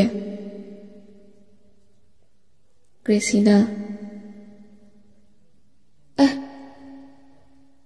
ꯑꯃ ꯑꯁꯦꯡꯕ꯭ꯔꯥ? ꯂꯤꯛꯂꯥꯏꯅ ꯍꯣꯏ ꯍꯣꯏ ꯑꯁꯦꯡꯕꯅꯤ꯫ ꯒ꯭ꯔꯦꯁꯤꯅ ꯈꯪꯖꯩ ꯂꯩꯈꯤꯗ꯭ꯔꯕ ꯃꯃꯥ ꯃꯄꯥꯕꯨ ꯃꯍꯥꯛꯅ ꯁꯦꯕꯥ ꯇꯧꯕ ꯉꯝꯖꯍꯧꯗ꯭ꯔꯕꯁꯨ ꯑꯍꯟꯁꯤꯡꯗꯨꯒꯤ ꯁꯦꯕꯥ ꯇꯧꯖꯕꯅ ꯃꯃꯥ ꯃꯄꯥꯒꯤ ꯁꯦꯕꯥ ꯐꯪꯕ ꯑꯣꯏꯖꯒꯦ꯫ ꯒ꯭ꯔꯦꯁꯤꯅ ꯑꯃ ꯑꯩꯗꯤꯀꯣ ꯑꯄꯥ ꯑꯃꯒꯤ ꯀꯔꯤꯁꯨ ꯇꯧꯖꯕ ꯉꯝꯈꯤꯗꯕꯅꯤ꯫ ꯑꯍꯟ ꯑꯣꯏꯔꯕꯤ ꯃꯈꯣꯏꯒꯤ ꯁꯦꯕꯥ ꯇꯧꯖꯕꯅ ꯑꯄꯥ ꯑꯃꯅ ꯄꯦꯟꯍꯟꯕꯤꯕ ꯑꯣꯏꯕꯤꯁꯅꯨꯀꯣ ꯑꯃ꯫ ꯂꯤꯛꯂꯥꯏꯅ ꯍꯣꯏ ꯍꯣꯏ ꯏꯆꯥꯒꯤ ꯃꯤꯅꯨꯡꯁꯤꯗꯣ ꯏꯃꯥꯅ ꯈꯪꯉꯤꯗꯣ꯫ ꯃꯈꯣꯏꯒꯤ ꯁꯦꯕꯥꯅꯤ ꯈꯟꯅꯅꯦ ꯇꯧꯖꯔꯣꯀꯣ꯫ ꯒ꯭ꯔꯦꯁꯤꯅ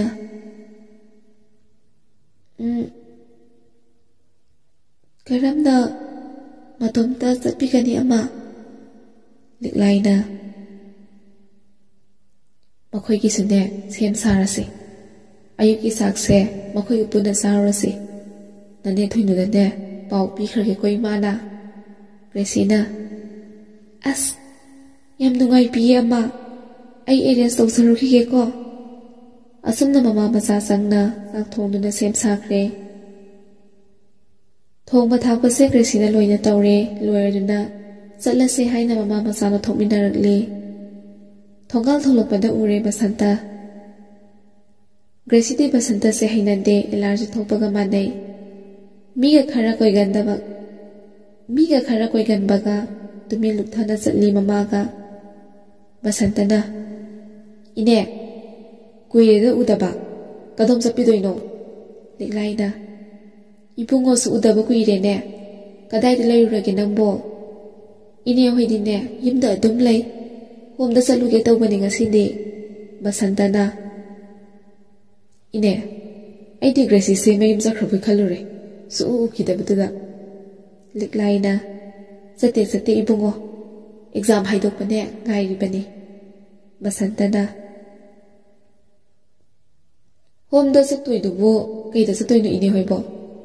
ꯂꯤꯛꯂꯥꯏꯅ ꯑꯣꯇꯣꯗ ꯆꯠꯀꯦ ꯇꯧꯕꯅꯤ ꯏꯕꯨꯡꯉꯣ꯫ ꯕꯁꯟꯇꯅ ꯉꯥꯏꯉꯝꯗꯅ ꯏꯅꯦ ꯑꯩ ꯊꯤꯟꯒꯦ, ꯒꯥꯔꯤ ꯂꯧꯊꯣꯛꯂꯨꯈꯤꯒꯦ꯫ ꯂꯤꯛꯂꯥꯏꯅ ꯌꯥꯔꯦ ꯒꯥꯔꯤ ꯍꯥꯏꯈ꯭ꯔꯕꯅꯤ ꯏꯕꯨꯡꯉꯣ, ꯃꯅꯤꯒꯤꯅꯦ ꯑꯣꯛꯇꯣꯗꯨꯗ ꯑꯣꯏꯅ ꯆꯠꯂꯒꯦ꯫ ꯕꯁꯟꯇꯅ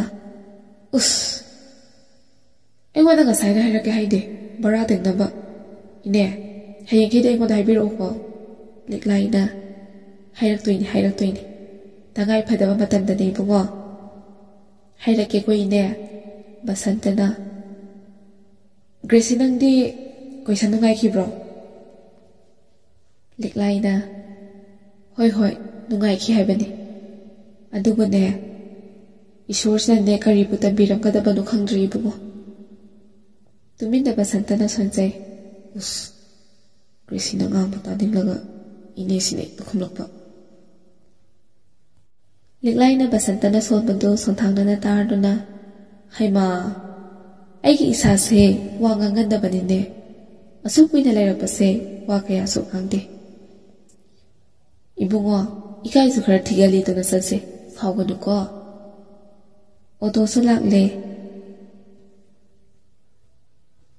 ꯑꯣꯇꯣꯁꯨ ꯂꯥꯛꯂꯕꯅꯤꯅꯅꯦ ꯑꯩꯈꯣꯏ ꯆꯠꯂꯨꯈꯤꯒꯦꯀꯣ ꯏꯕꯨꯡꯉꯣ꯫ ꯕꯁꯟꯇꯅ ꯍꯣꯏ ꯏꯅꯦ ꯆꯠꯄꯤꯔꯨꯔꯣ꯫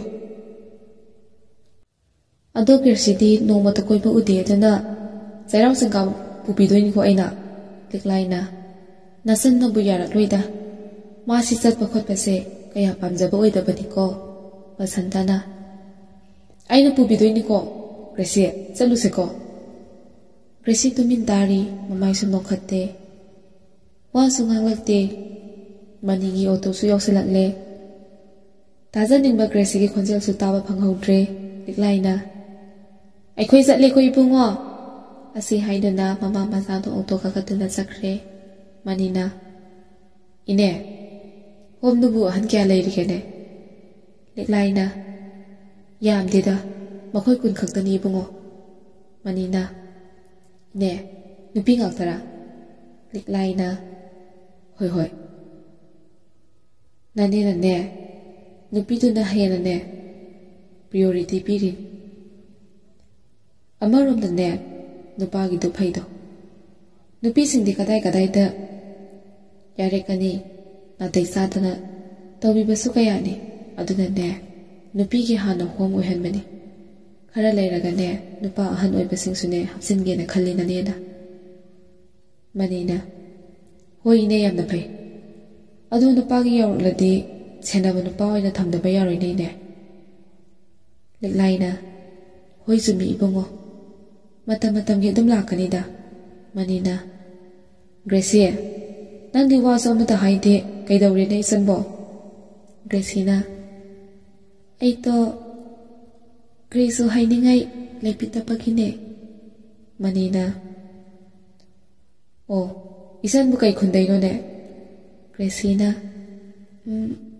ꯂꯨꯡꯀꯥꯎꯅꯦ ꯃꯅꯤꯅ ꯏꯆꯟꯁꯦ ꯏꯪꯅ ꯃꯔꯣꯟ ꯑꯃ ꯇꯞꯄꯤꯕ ꯃꯁꯛꯁꯨ ꯌꯥꯝꯅ ꯐꯖꯩ ꯂꯤꯛꯂꯥꯏꯅ ꯍꯣꯏ ꯅꯆꯟꯁꯦ ꯏꯀꯥꯏꯕꯁꯨꯅꯦ ꯊꯤꯒꯟꯈ꯭ꯔꯕ ꯃꯤ ꯑꯃꯗꯅꯦ ꯍꯪꯒꯠꯅ ꯌꯦꯡꯕꯁꯨ ꯉꯝꯖꯗ ꯋꯥ ꯑꯃꯁꯨ ꯍꯥꯏꯕ ꯉꯝꯖꯗꯕꯅꯤ ꯑꯁꯨꯝ ꯊꯧꯔꯛꯄꯅ ꯑꯣꯜ ꯑꯦꯖ ꯍꯣꯝ ꯌꯧꯔꯦ ꯂꯤꯛꯂꯥꯏꯅ ꯍꯣꯔꯦꯜꯅꯦ ꯄꯨꯡ 5ꯗ ꯂꯧꯕ ꯂꯥꯛꯑꯣ ꯏꯕꯨꯡꯉꯣ ꯚꯔꯥꯗꯤ ꯀꯌꯥ ꯂꯧꯅꯤ ꯑꯗꯨꯁꯨ ꯍꯥꯏꯔꯛꯑꯣꯅꯦ ꯍꯧꯖꯤꯛꯅꯅꯦꯅ ꯄꯤꯔꯒꯦ ꯃꯅꯤꯅ ꯏꯅꯦ 100 ꯈꯛꯇꯪ ꯄꯤꯕꯤꯌꯨꯗ ꯂꯤꯛꯂꯥꯏꯅ ꯁꯦ 500ꯁꯦ ꯄꯥꯏꯈ꯭ꯔꯣ ꯃꯅꯤꯅ ꯍꯣꯏ ꯏꯅꯦ ꯍꯣꯔꯦꯟ ꯑꯣꯏꯅ ꯂꯧꯕ ꯂꯥꯛꯆꯔꯒꯦ ꯒ꯭ꯔꯦꯁꯤ ꯑꯀꯣꯏꯕꯗꯣ ꯌꯦꯡꯂꯤ ꯐꯖꯩ ꯃꯐꯝꯗꯣ ꯄꯨꯛꯅꯤꯡ ꯍꯨꯅ ꯐꯖꯩ ꯃꯤꯐꯝ ꯍꯧꯅꯤꯡꯗꯦ ꯌꯦꯡꯂꯤꯕ ꯃꯥꯏꯀꯩ ꯈꯨꯗꯤꯡ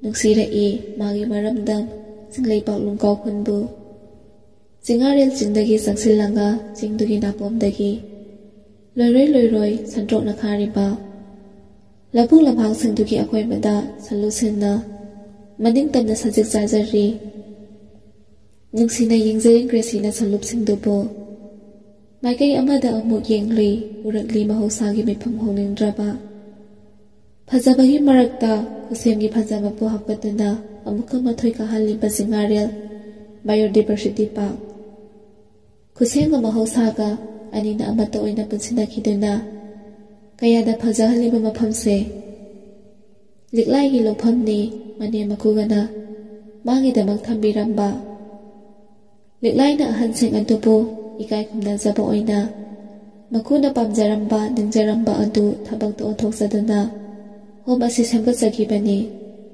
ꯃꯍꯧꯁꯥꯒꯤ ꯐꯖꯔꯝꯕ ꯃꯐꯝ ꯑꯁꯤꯗ ꯂꯩꯔꯤ ꯆꯥꯎꯕ ꯑꯃꯁꯨꯡ ꯇꯊꯣꯠ ꯑꯣꯜ ꯑꯦꯖ ꯍꯣꯝ ꯃꯈꯥꯗꯅ ꯑꯃꯨꯛ ꯏꯔꯤ ꯏꯪꯅ ꯆꯤꯛꯅ ꯂꯩꯕꯤꯌꯨ ꯑꯐꯕ ꯋꯥꯈꯜꯂꯣꯟꯅ ꯄꯨꯝꯅꯃꯛꯀꯤ ꯊꯃꯣꯏꯕꯨ ꯖꯥꯏ ꯇꯧꯕꯤꯌꯨ ꯄꯨꯛꯅꯤꯡ ꯐꯥꯊꯕꯤꯕꯅ ꯃꯐꯝꯁꯤꯒꯤ ꯐꯖꯕꯕꯨ ꯍꯦꯟꯒꯠꯍꯟꯁꯤ ꯋꯥꯍꯩꯁꯤꯡ ꯑꯁꯤ ꯒ꯭ꯔꯦꯁꯤꯅ ꯊꯋꯥꯏ ꯇꯥꯅ ꯌꯦꯡꯖꯔꯤꯕꯁꯦ ꯃꯃꯥ ꯂꯤꯛꯂꯥꯏꯒꯤ ꯋꯥꯡꯂꯕ ꯁꯦꯡꯂꯕ ꯋꯥꯈꯜꯂꯣꯟꯕꯨ ꯍꯦꯟꯅ ꯃꯌꯦꯛ ꯁꯦꯡꯕ ꯍꯦꯟꯒꯠꯂꯛꯂꯤ ꯒ꯭ꯔꯦꯁꯤꯅ ꯇꯞꯅ ꯑꯃ ꯃꯐꯝꯁꯦ ꯌꯥꯝꯅ ꯐꯖꯕ ꯑꯣꯏꯕ ꯑꯗꯨꯒ ꯍꯣꯝꯒꯤ ꯃꯤꯡꯒꯤ ꯃꯈꯥꯗ ꯏꯕꯤꯕ ꯋꯥꯔꯗꯁꯤꯡꯁꯦ ꯌꯥꯝꯅ ꯄ꯭ꯔꯤꯁꯤꯌꯁ ꯑꯣꯏꯕꯤꯌꯦ ꯂꯤꯛꯂꯥꯏꯅ ꯏꯕꯦꯝꯃ ꯏꯃꯥ ꯋꯥ ꯍꯥꯏꯒꯦꯀꯣ ꯏꯀꯨ ꯏꯅꯦꯕꯨꯅꯦ ꯑꯩꯅ ꯑꯩꯕꯨ ꯍꯦꯛ ꯄꯣꯛꯄꯤꯕ ꯏꯃꯥ ꯏꯄꯥꯒꯨꯝꯅꯅꯦ ꯈꯟꯖꯩ ꯃꯈꯣꯏꯅꯁꯨꯅꯦ ꯑꯩꯁꯦ ꯍꯦꯛ ꯄꯣꯛꯄꯤꯕ ꯃꯆꯥꯒꯨꯝ ꯅꯨꯡꯁꯤꯕꯤꯕ ꯃꯈꯣꯏꯒꯤ ꯃꯤꯅꯨꯡꯁꯤꯒꯤ ꯂꯃꯟ ꯇꯣꯜꯂꯤꯕꯅꯤ ꯏꯃꯥꯁꯦ ꯑꯍꯟꯁꯤꯡꯒꯤ ꯄꯦꯟꯅꯕ ꯍꯣꯠꯅꯖꯕꯅꯅꯦ ꯂꯩꯈꯤꯗ꯭ꯔꯕ ꯃꯈꯣꯏꯒꯤ ꯊꯋꯥꯏꯅ ꯄꯦꯟꯕꯤꯕ ꯑꯣꯏꯁꯅꯨ ꯍꯥꯏꯗꯨꯅꯅꯦ ꯇꯧꯖꯔꯤꯕꯅꯤ ꯏꯕꯦꯝꯃ ꯒ꯭ꯔꯦꯁꯤꯅ ꯑꯃꯥꯒꯤ ꯀ꯭ꯋꯥꯂꯤꯇꯤꯁꯦ ꯅꯆꯥ ꯑꯩꯗꯁꯨ ꯆꯦꯟꯕ ꯉꯝꯕ ꯑꯣꯏꯖꯒꯦꯀꯣ ꯑꯃ ꯂꯤꯛꯂꯥꯏꯅ ꯑꯁꯨꯛ ꯋꯥꯅ ꯍꯧꯔꯛꯄ ꯅꯃꯥ ꯑꯩꯒꯤ ꯄꯨꯟꯁꯤꯁꯦ ꯃꯈꯣꯏꯅꯅꯦ ꯂꯝꯖꯤꯡꯕꯤꯗꯨꯅ ꯑꯆꯨꯝ ꯑꯔꯥꯟ ꯃꯤꯅꯨꯡꯁꯤ ꯑꯐꯕ ꯐꯠꯇꯕ ꯄꯨꯝꯅꯃꯛ ꯃꯈꯣꯏꯅꯅꯦ ꯂꯝꯖꯤꯡ ꯂꯝꯇꯥꯛꯄꯤꯔꯛꯄꯅꯤꯀꯣ ꯏꯀꯨ ꯏꯅꯦꯅꯅꯦ ꯅꯃꯥ ꯑꯣꯏꯕꯤ ꯑꯩꯒꯤꯗꯃꯛꯇꯗꯤꯅꯦ ꯃꯤꯠꯅ ꯎꯕ ꯏꯁꯣꯔꯅꯤ ꯃꯈꯣꯏꯅ ꯄꯦꯟꯕꯤꯕꯗꯨꯅꯤꯅꯦ ꯅꯃꯥ ꯑꯩꯅ ꯄꯥꯝꯖꯔꯤꯕꯁꯦ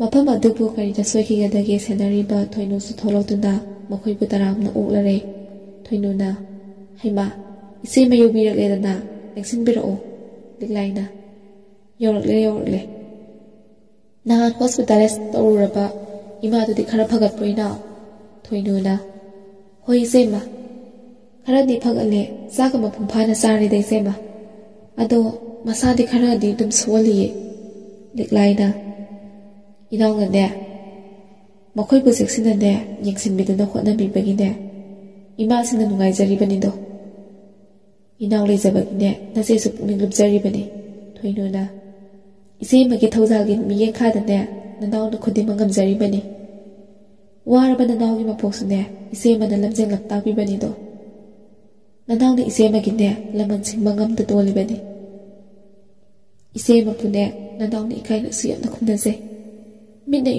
midna ubo isor ni ise mandi liklaina inaw ni hena ne thagat pires na sem mo se ai khoi su ne ngasi de punna sar se ne sarak tri bani sang se hana ne sa na ba tor se ima sing si ne loina lamam bani thoinu na hoi se ma sem sar hi ge koi ase har duna purak liba sing du pumina duna makhoi sangat li sak sangda sem sari sa na bagi Gresina nene bol se samput happy ki happy katra thoinu na yani se sidara ne sala to ha pro Gresina hoi nene Gresina loina silang mani ngasi di sem saraba mathel singdu puthotuna ahal singi mathakta manakta thokre Gresi thoinu na isema isa Gresi sinuksi ko isam susami ing tapi makul suwang kraba liklaina hoi na ai hi naw la toru pase nasi sa pian bu oi bani mahai masing da su marok sing da su wat pa leite do pung to bek to pa magun na bayum li bani sa se thoinu na hoi se ma 12 se haidorok lati kari line da sakhan gane liklaina ai hi apamba khanba yade masagi apamba dane tawhan bana phai khalina senandi thoinu na hoi phai isema adu isema ge su pamjaba line dudi isa da khangan bibadi phai dana liklaina aina khanghalu ba yaroi aina ne haibadana magi apamba oikini no nasena budine general line se tamhalaga saudраmaksu MCS oihanbadi pamjabani Gresi sanglagtuna nene ising kitai taki happy kani ising wat piye thoinu na se kettle sidagi ne sidagi haibiru roko Gresina hoi nene thoinu na nga se yam leiri amuka haki siko Gresina hoi nene asi haiduna thokre ima samana isu se nuksibana ingna maro matap liba masak na maro mapazariba tawzaruba aphaba thaba khudimak ne mai pakpo oizaruko nupi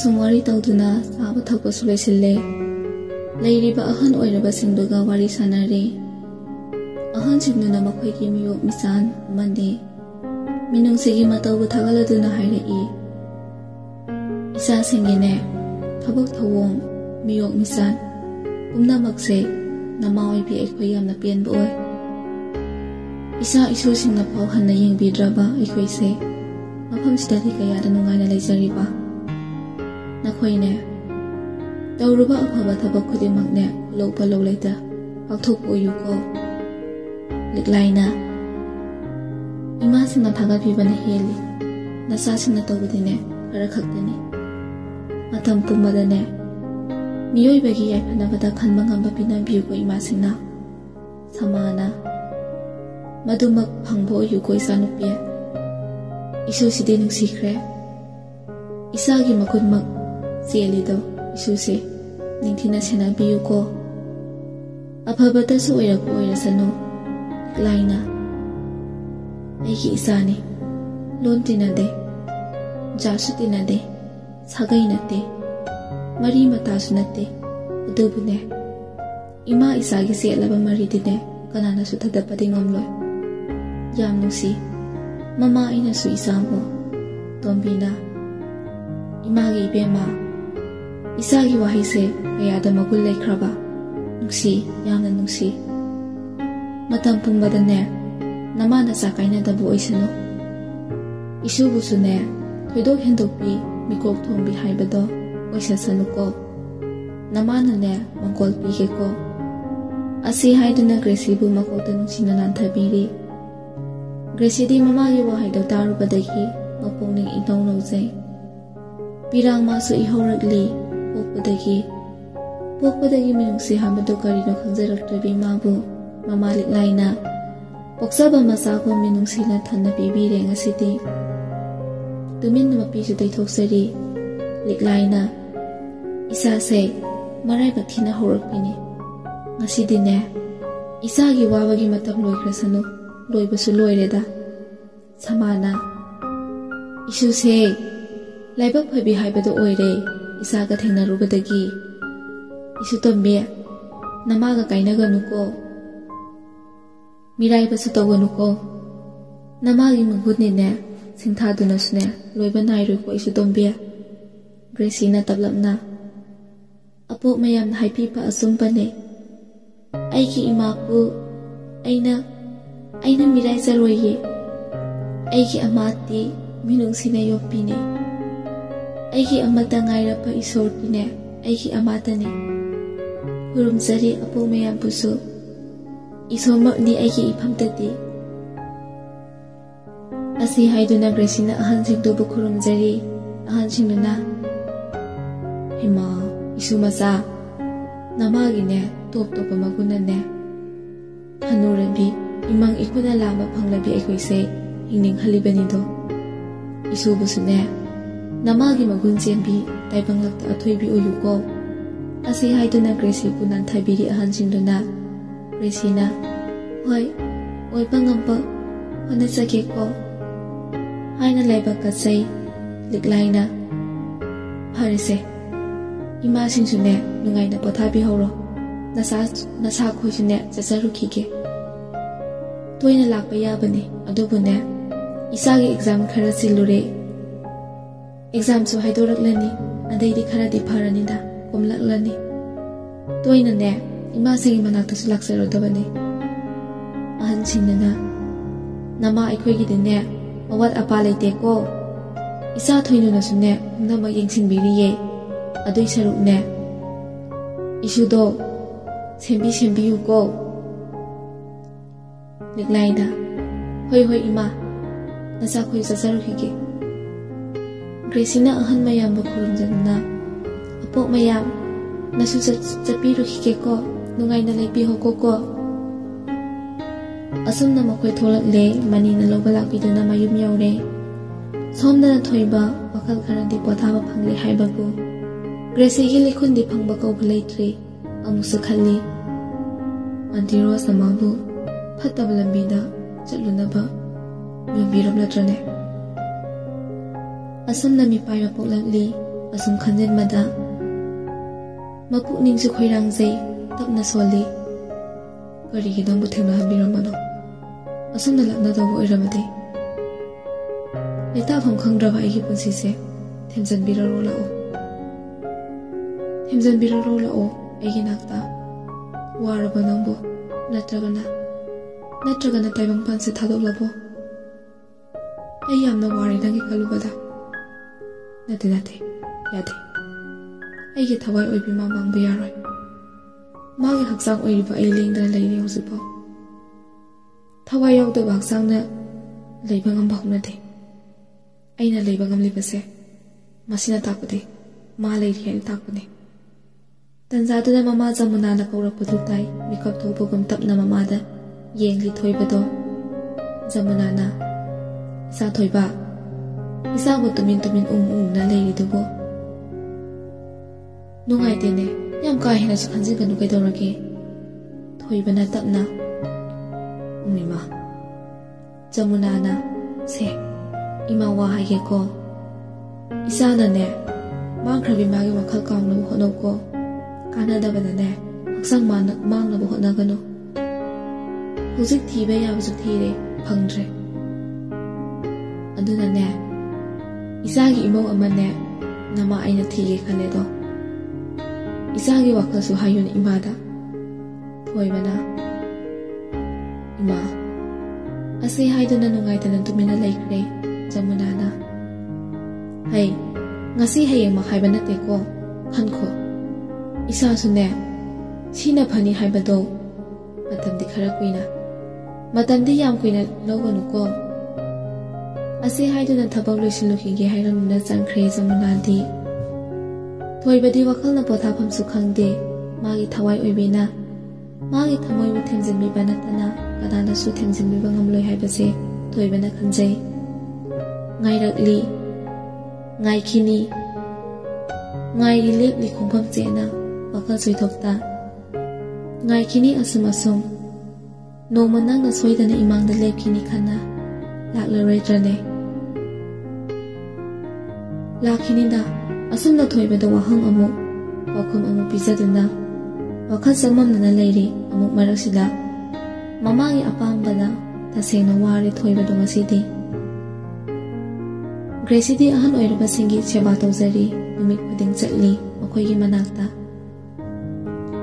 ahan singi mapungning pelhanli toina su makoydagi poktak lori marak su ahan singdugi wari tabada kapsai ahan singdugi manaktagi Gracie tholotuna mane thoinuga wari sanari Gracie na nene apok samaki wari tabibada yang kapibani aidi Thoinuna Ihe Namit na nakado ipom-pom lene Selo Namay do Amdo tatholu suso Hana ba Gracie na Nene Mamay tatholu re Gracie do Tapna hanglai Gracie na Nene ti Mapuksu yamna papipa oipiye Atuko Nene ki mayum ti Kitay taki oipibra Thoinuna Nene ki yumdo Thogal dakini Gracie na O Nene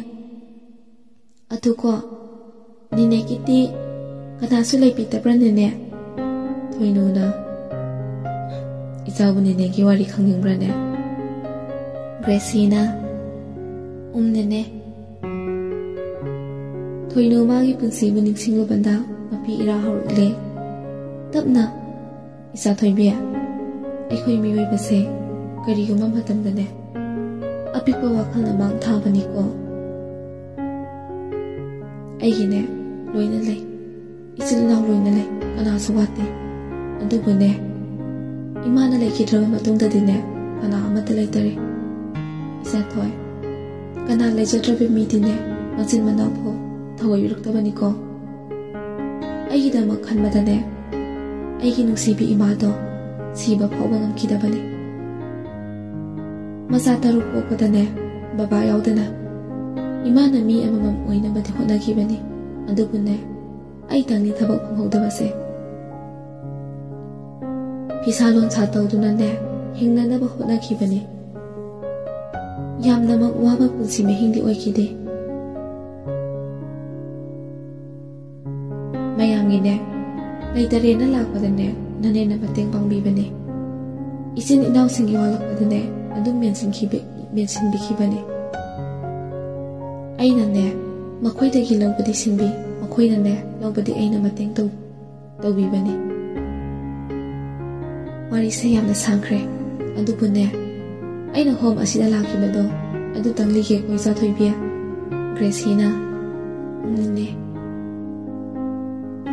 Thoinu tuisan ngalap na halakpani Mama masangam haudena Zatlamdayda su mamada nganglambani Thoinuna Ima Kaigi inkol tawrino ba Aikoi ahum khak sabasane Wani suganu haiba Chandanina Ihe angawbiye Yam subasu natte Hidine Nomagi khar subasibo Ngol singlak ladine Makoy ni hikning bakaratasu Zabado ima di nungai ni he thoinuna o moi sunne watabani ima chakhom da ne pat pat laga loina thambani ima wana bani haiba suganu ko nangi ne angam tan mi do tawranu ba ai pakhat le ba suranganu ko ima se loisil lo ba ai satore ba chandani na thina ngau bi sidi asumna chalam dai da su aina sai bai ngang bo ima do wakini khana nganglam bani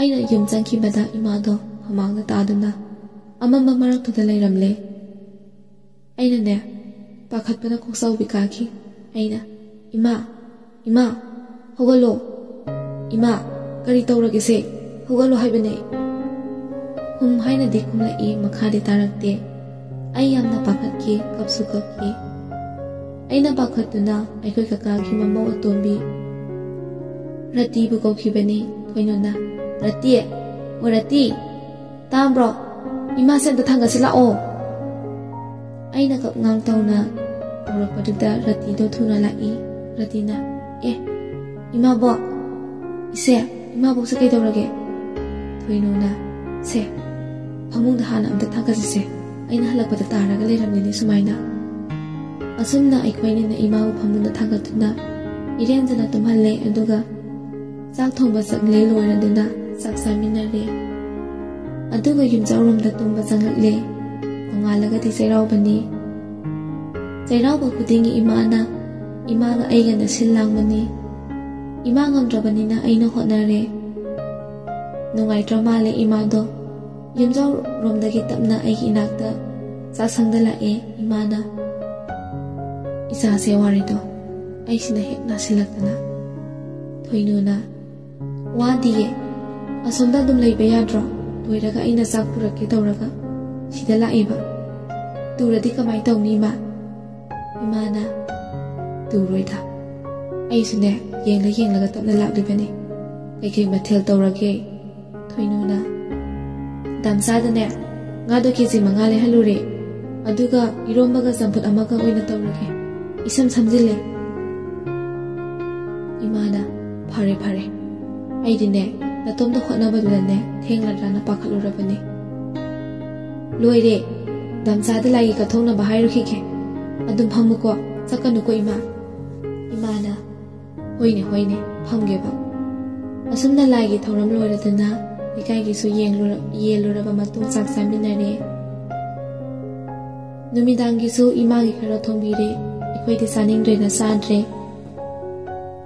nongalaga na gaura gi serau batabane ima gi manau nupi masa sing ima gi aigi phirol thin balai mayam harau wari sanai ima su yawi wari sabada kaisum tawte masada nungai taba amata laite makoi loina sakre thoinuna ima huzang kaisu tawdabra imana tawde thoinuna adudine ai saksang da thabo loisiluge ko isa tombi kauge leminaramo mana yanida angang lari tawza sanune thoinuna sida tawza sanaba na tom leibado nungaite aina imong tuang kauraduna lehalami thabak loirak tawba adaidane imong tuana nene bubong na ai warani tumuro haye thoinuna isa tombi ngakdang ne thairam khoba buboka nene laktoreba isa tombi na hoine ne imana isu tombi nang bu chaklo ne hayeng sungan na school chatoi bana tro nang bo channa bobo ai di bobo ka yam leininge ba ando mama na sai bagi jangak ta bane ba ado nga si de chatlo ma sulagi haire ina imana nabuk ai manak ta phau pa changhanin dra bako ai su thabak loisiladuna changakpani ina mana imagi thabakta kai no solaga nantharami ai changlau to ubada ma thuna thokre thoinona ima ai loire kai tawra uge adu manak sangsilubadati phi tapsi tasin khonjinduna chatninge wari haiduna tawraga leiramle ai to phom khangda imagi matawduda ꯄꯤꯁꯨ ꯇꯥꯈꯤꯕ ꯈꯪꯍꯧꯗ꯭ꯔꯦ꯫ ꯃꯈꯣꯏ ꯂꯣꯏꯅ call ꯇꯧꯔꯦ꯫ ꯏꯅꯥꯎ ꯑꯇꯣꯝꯕꯤꯒꯤ ꯃꯀꯨꯕꯣꯛꯁꯨ ꯃꯥꯏꯕ ꯑꯣꯏꯕꯅꯤ, ꯃꯥꯁꯨ ꯂꯥꯛꯑꯣ ꯍꯥꯏꯗꯨꯅ ꯍꯥꯏꯈ꯭ꯔꯦ꯫ ꯑꯩ ꯏꯃꯥꯕꯨ ꯊꯥꯗꯣꯛꯇꯨꯅ ꯀꯣꯟꯗꯨꯅ ꯊꯝꯈꯤ꯫ ꯏꯃꯥ, ꯀꯩꯁꯨ ꯇꯧꯔꯣꯏꯁꯦ, ꯆꯠꯈꯤꯕꯁꯨ ꯌꯥꯔꯣꯏ, ꯑꯩ ꯃꯇꯣꯝꯗ ꯀꯃꯥꯏꯅ ꯂꯩꯍꯧꯗꯣꯏꯅꯣ? ꯏꯃꯥꯅ ꯌꯥꯝꯅ ꯋꯥꯅ, ꯏꯕꯦꯝꯃ, ꯏꯃꯥ ꯋꯥꯏꯅꯦꯍꯦ, ꯏꯃꯥ ꯆꯠꯅꯤꯡꯉꯦꯅꯦ꯫ ꯑꯩ ꯏꯃꯥꯒꯤ ꯃꯇꯧ ꯌꯦꯡꯕ ꯉꯝꯗ ꯀꯞꯆꯈꯤꯕꯅꯤ꯫ ꯅꯤꯉꯣꯜꯁꯤꯡꯗꯨ ꯌꯧꯅꯔꯛꯂꯦ꯫ ꯏꯅꯥꯎ ꯑꯇꯣꯝꯕꯤꯒꯤ ꯂꯥꯛꯄꯗ ꯃꯥꯃꯁꯨ ꯌꯥꯎꯔꯛꯏ꯫ ꯊꯣꯏꯅꯨꯅ, ꯃꯥꯃꯥ, ꯏꯃꯥꯒꯤ ꯃꯤꯍꯨꯜꯁꯦ ꯑꯝꯇ ꯌꯦꯡꯕꯤꯌꯨꯕ꯫ ꯃꯥꯃꯅ, ꯀꯩꯁꯨꯝꯇ ꯇꯧꯔꯣꯏꯁꯦ, ꯑꯗꯨꯕꯨꯅꯦ, ꯀꯩꯅꯣꯝꯅꯤ ꯃꯥꯒꯤꯁꯦ ꯑꯁꯤ ꯍꯥꯏꯗꯨꯅ ꯏꯆꯦꯁꯤꯡꯒ ꯋꯥꯔꯤ ꯇꯥꯟꯅꯈ꯭ꯔꯦ꯫ ꯃꯥꯃꯅ ꯍꯥꯏꯕꯒꯤ ꯃꯇꯨꯡ ꯏꯟꯅ ꯑꯍꯤꯡꯗꯨꯗ ꯊꯧ ꯇꯧꯈꯤ꯫ ꯏꯃꯥꯗꯣ ꯅꯦ ꯈꯔꯗꯤ ꯇꯥꯔꯦ꯫ ꯑꯩꯈꯣꯏ ꯀꯅꯥꯁꯨ ꯇꯨꯝꯗ ꯁꯪꯃꯤꯟꯅꯔꯦ꯫ ꯑꯁꯨꯝ ꯌꯦꯡꯗꯨꯅ ꯗꯣꯛꯇꯔ ꯑꯃ ꯑꯃꯨꯛ ꯌꯦꯡ ꯐꯒꯠꯂꯛꯄ ꯂꯩꯇ, ꯑꯃ ꯑꯃꯨꯛ ꯌꯦꯡꯉꯨ ꯐꯒꯠꯂꯛꯄ ꯂꯩꯇꯦ꯫ ꯑꯁꯨꯝꯅ ꯊꯥ ꯑꯃ ꯑꯅꯤꯗꯤ ꯍꯧꯖꯤꯟꯈ꯭ꯔꯦ꯫ ꯅꯤꯉꯣꯜꯁꯤꯡꯁꯨ ꯂꯣꯏꯅ ꯍꯟꯅꯈ꯭ꯔꯦ꯫ ꯏꯆꯦ ꯑꯍꯟꯗꯤ ꯂꯩꯍꯧꯋꯤ꯫ ꯃꯈꯣꯏ ꯑꯇꯩ ꯅꯤꯉꯣꯜꯁꯤꯡ ꯑꯗꯨꯗꯤ ꯅꯣꯡ ꯅꯤꯅꯤ ꯃꯔꯛꯇ ꯑꯗꯨꯝ ꯂꯥꯛꯏ꯫ ꯍꯦꯟꯅ ꯁꯣꯟꯖꯜꯂꯛꯂꯤ꯫ ꯃꯇꯤꯛ ꯑꯉꯥꯡ ꯃꯆꯥꯒꯨꯝ ꯄꯣꯔꯛꯏ꯫ ꯏꯃꯥꯒꯤ ꯃꯈꯨꯠꯇ ꯐꯤꯔꯣꯜꯁꯤꯡꯗꯨ ꯁꯦꯠꯇꯨꯅ ꯌꯦꯡꯉꯤ꯫ ꯊꯣꯏꯅꯨꯅ ꯅꯣꯛꯃꯤ ꯇꯧꯔꯒ, ꯏꯃꯥ, ꯍꯌꯦꯡꯗꯤꯅꯦ ꯁꯥꯟꯅꯄꯣꯠ ꯂꯩꯔꯛꯀꯦ, ꯅꯪꯅꯅꯦ ꯁꯥꯟꯅꯅꯕ꯫ ꯏꯃꯥꯅ ꯅꯣꯛꯃꯤ, ꯌꯥꯏꯅꯦ, ꯂꯩꯔꯛꯑꯣ꯫ ꯕꯣꯜꯗꯣ ꯑꯩ ꯈꯨꯠꯅ ꯄꯥꯏꯔꯒ ꯁꯥꯟꯅꯒꯦꯕ, ꯏꯁꯨꯇꯣꯝꯕꯤꯒ ꯑꯩꯒ ꯁꯥꯟꯅꯒꯦꯕ꯫ ꯊꯣꯏꯅꯨꯅ, ꯂꯩꯔꯛꯀꯦ꯫ ꯑꯩꯈꯣꯏ ꯃꯥꯒꯤ ꯑꯇꯩꯗꯤ ꯀꯩꯀꯩ ꯂꯩꯔꯛꯄꯒꯦ? ꯏꯃꯥꯅ, ꯑꯗꯒꯤꯗꯤꯅꯦ ꯉꯥꯁꯨ ꯂꯩꯔꯛꯑꯣ꯫ ꯊꯥꯡꯒꯒꯤ ꯅꯆꯦ ꯉꯥꯌꯣꯟꯕꯤꯗꯣ ꯂꯥꯛꯇꯦꯅꯦ, ꯃꯥꯕꯨ ꯀꯩꯗꯧꯕ ꯌꯥꯎꯕꯖꯥꯠꯅꯣ? ꯊꯣꯏꯅꯨꯅ,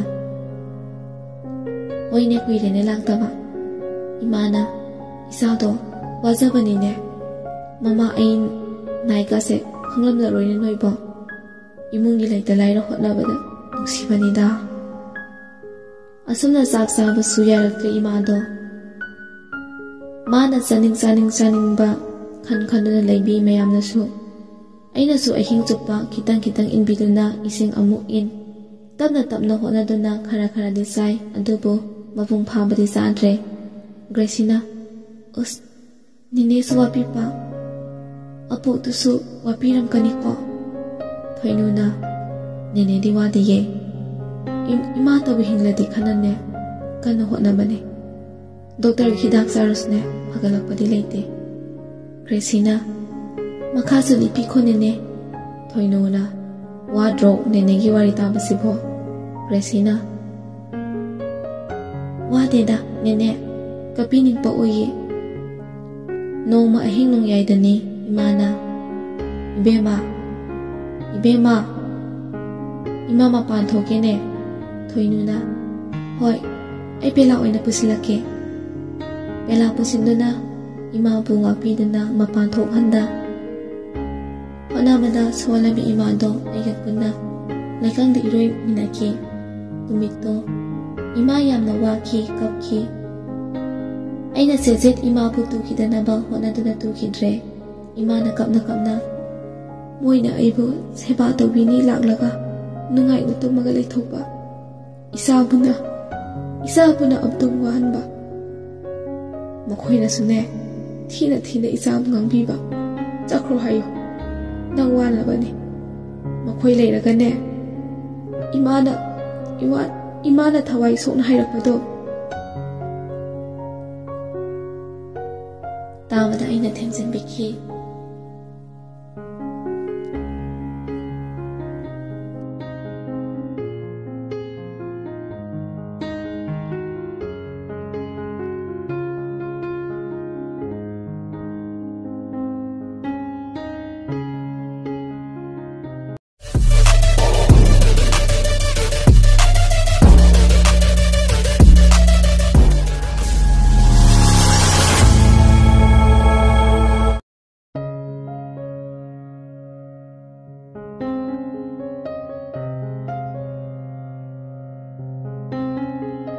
ꯊꯣꯏꯅꯨꯅ, ꯏꯃꯥ, Makoisu ayung nutil senabagi wadana potharine sawano.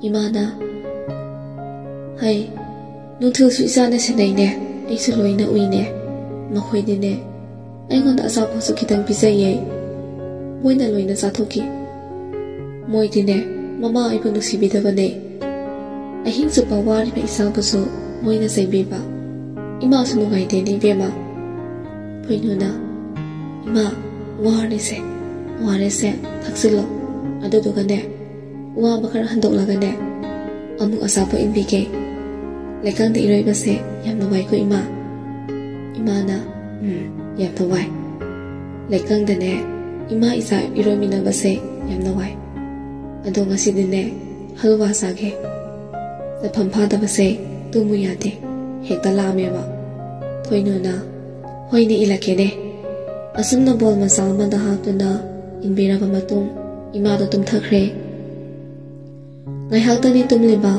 amumi ka thorautuna hai kainomta thake ni bema thoinona osemlaki imana hoine semla une asumna ima do osembiduna khara inbire pungkhai amarom di sangi apipa glass suma sana bahona manda imana ibema imaina naktane tumulaw ko isa se imana yamna wahale do law ko ngai haktang oirasune imaina se tuminasi thoinona ima adu marang kaina tumo tumpham sinbase isa ngamdabane aikhoina dine waniye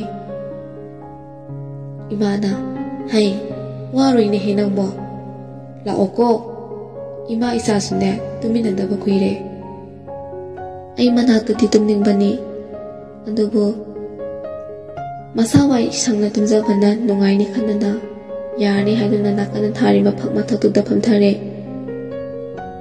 nongalamdagi pung marida amumi kap thorakle sang nainani numit nungti khudingi hogatpani iru maithajabire sanaba semlugi haiduna sangmani sasu lolamani imana thaknaba mapana launabado tarduna imana thaknaba ising puthotuna tholapani ise songna guli do kok sangi haide angang dona sum tawleine kok sabe yadro imada sairambani ayyamna nungaitre asomi imada sairambado tamada thoinuna ima se nari bani adumaina kai gi hairino aina pizage na ising lo thorine ai atu pizage yani ise imana noibo ai ke seba laklibro natragana ai seiba laklibra ahing supasu angang sina senabiba noina nungai han thopa aduga ayu sidasu aibo amuk saibiba haina mama lo thokre thoinuna ising lo ruke sangmane aduga sa amuk lo lambane se guli se zara se kapkano base aina maku khoklaga pijaibire ima do kapati phare adubu masa sonbanina warauzare ise songna aingonda oina saukhre aina tawraga ngakhalini aiduna khankhre adubu ai karisu hairudre aigi wakhandadi ima bu pharakhani khanduna laijabani ise songna ikhoina tawba sebana mithana daba yare khage ko si haiduna sauduna ngang sakli thoinuna ise ima se masangam dribane langanu ba as noi sidi talhe seba bu sai thang tawraga tawba honor bra ima do ahing su potha bu phangdabane ngai potha jusuna noi su potha daro asum haiduna mayam do tumina leina khre thoinodi kana uhanda tumina kapli khalli makhoina nabadadi aina ahing nungthil khaida senabiduna kakhathanba aduga imana nabadana makhoina chaibiba haina su warozari thoinusu asumna ayuki breakfast sanaba simlambado puthorotuna thame thoinuna ima se sisa silase aduga ne potharase imana ayyana nugaite ꯅꯆꯦꯁꯦ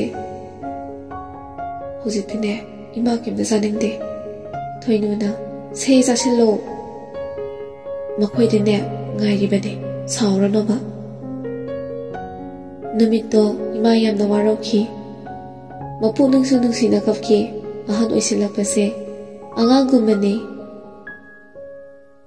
ꯂꯨꯅ ꯃꯥꯒꯤꯗꯃꯛ ꯐꯖꯅ ꯍꯣꯠꯅꯕꯤꯕ ꯑꯗꯨꯒꯤ ꯃꯅꯥꯛꯇ ꯂꯩꯅꯤꯡꯉꯤ ꯂꯥꯞꯊꯣꯛꯍꯟꯅꯤꯡꯗꯦ ꯑꯌꯨꯛ ꯅꯨꯡꯊꯤꯜ ꯑꯩꯒꯤꯗ ꯂꯩꯖꯅꯤꯡꯉꯤ ꯑꯩ ꯎꯅꯕꯗ ꯀꯣꯏꯍꯪ ꯍꯪꯉꯤ ꯏꯃꯥꯅ ꯀꯥꯏꯗꯅꯣ ꯏꯕꯦꯝꯃꯗꯨꯕꯨ ꯑꯩ ꯎꯗꯦꯅꯦ ꯏꯆꯦ ꯆꯪꯅ ꯑꯣ ꯆꯠꯅꯤꯡꯉꯕꯣ ꯅꯆꯥꯅꯨꯄꯤꯗꯣ ꯇꯨꯝꯂꯝꯅꯤꯌꯦ ꯃꯥꯗ ꯁꯣꯟ ꯍꯦꯛ ꯂꯩ ꯃꯥꯅ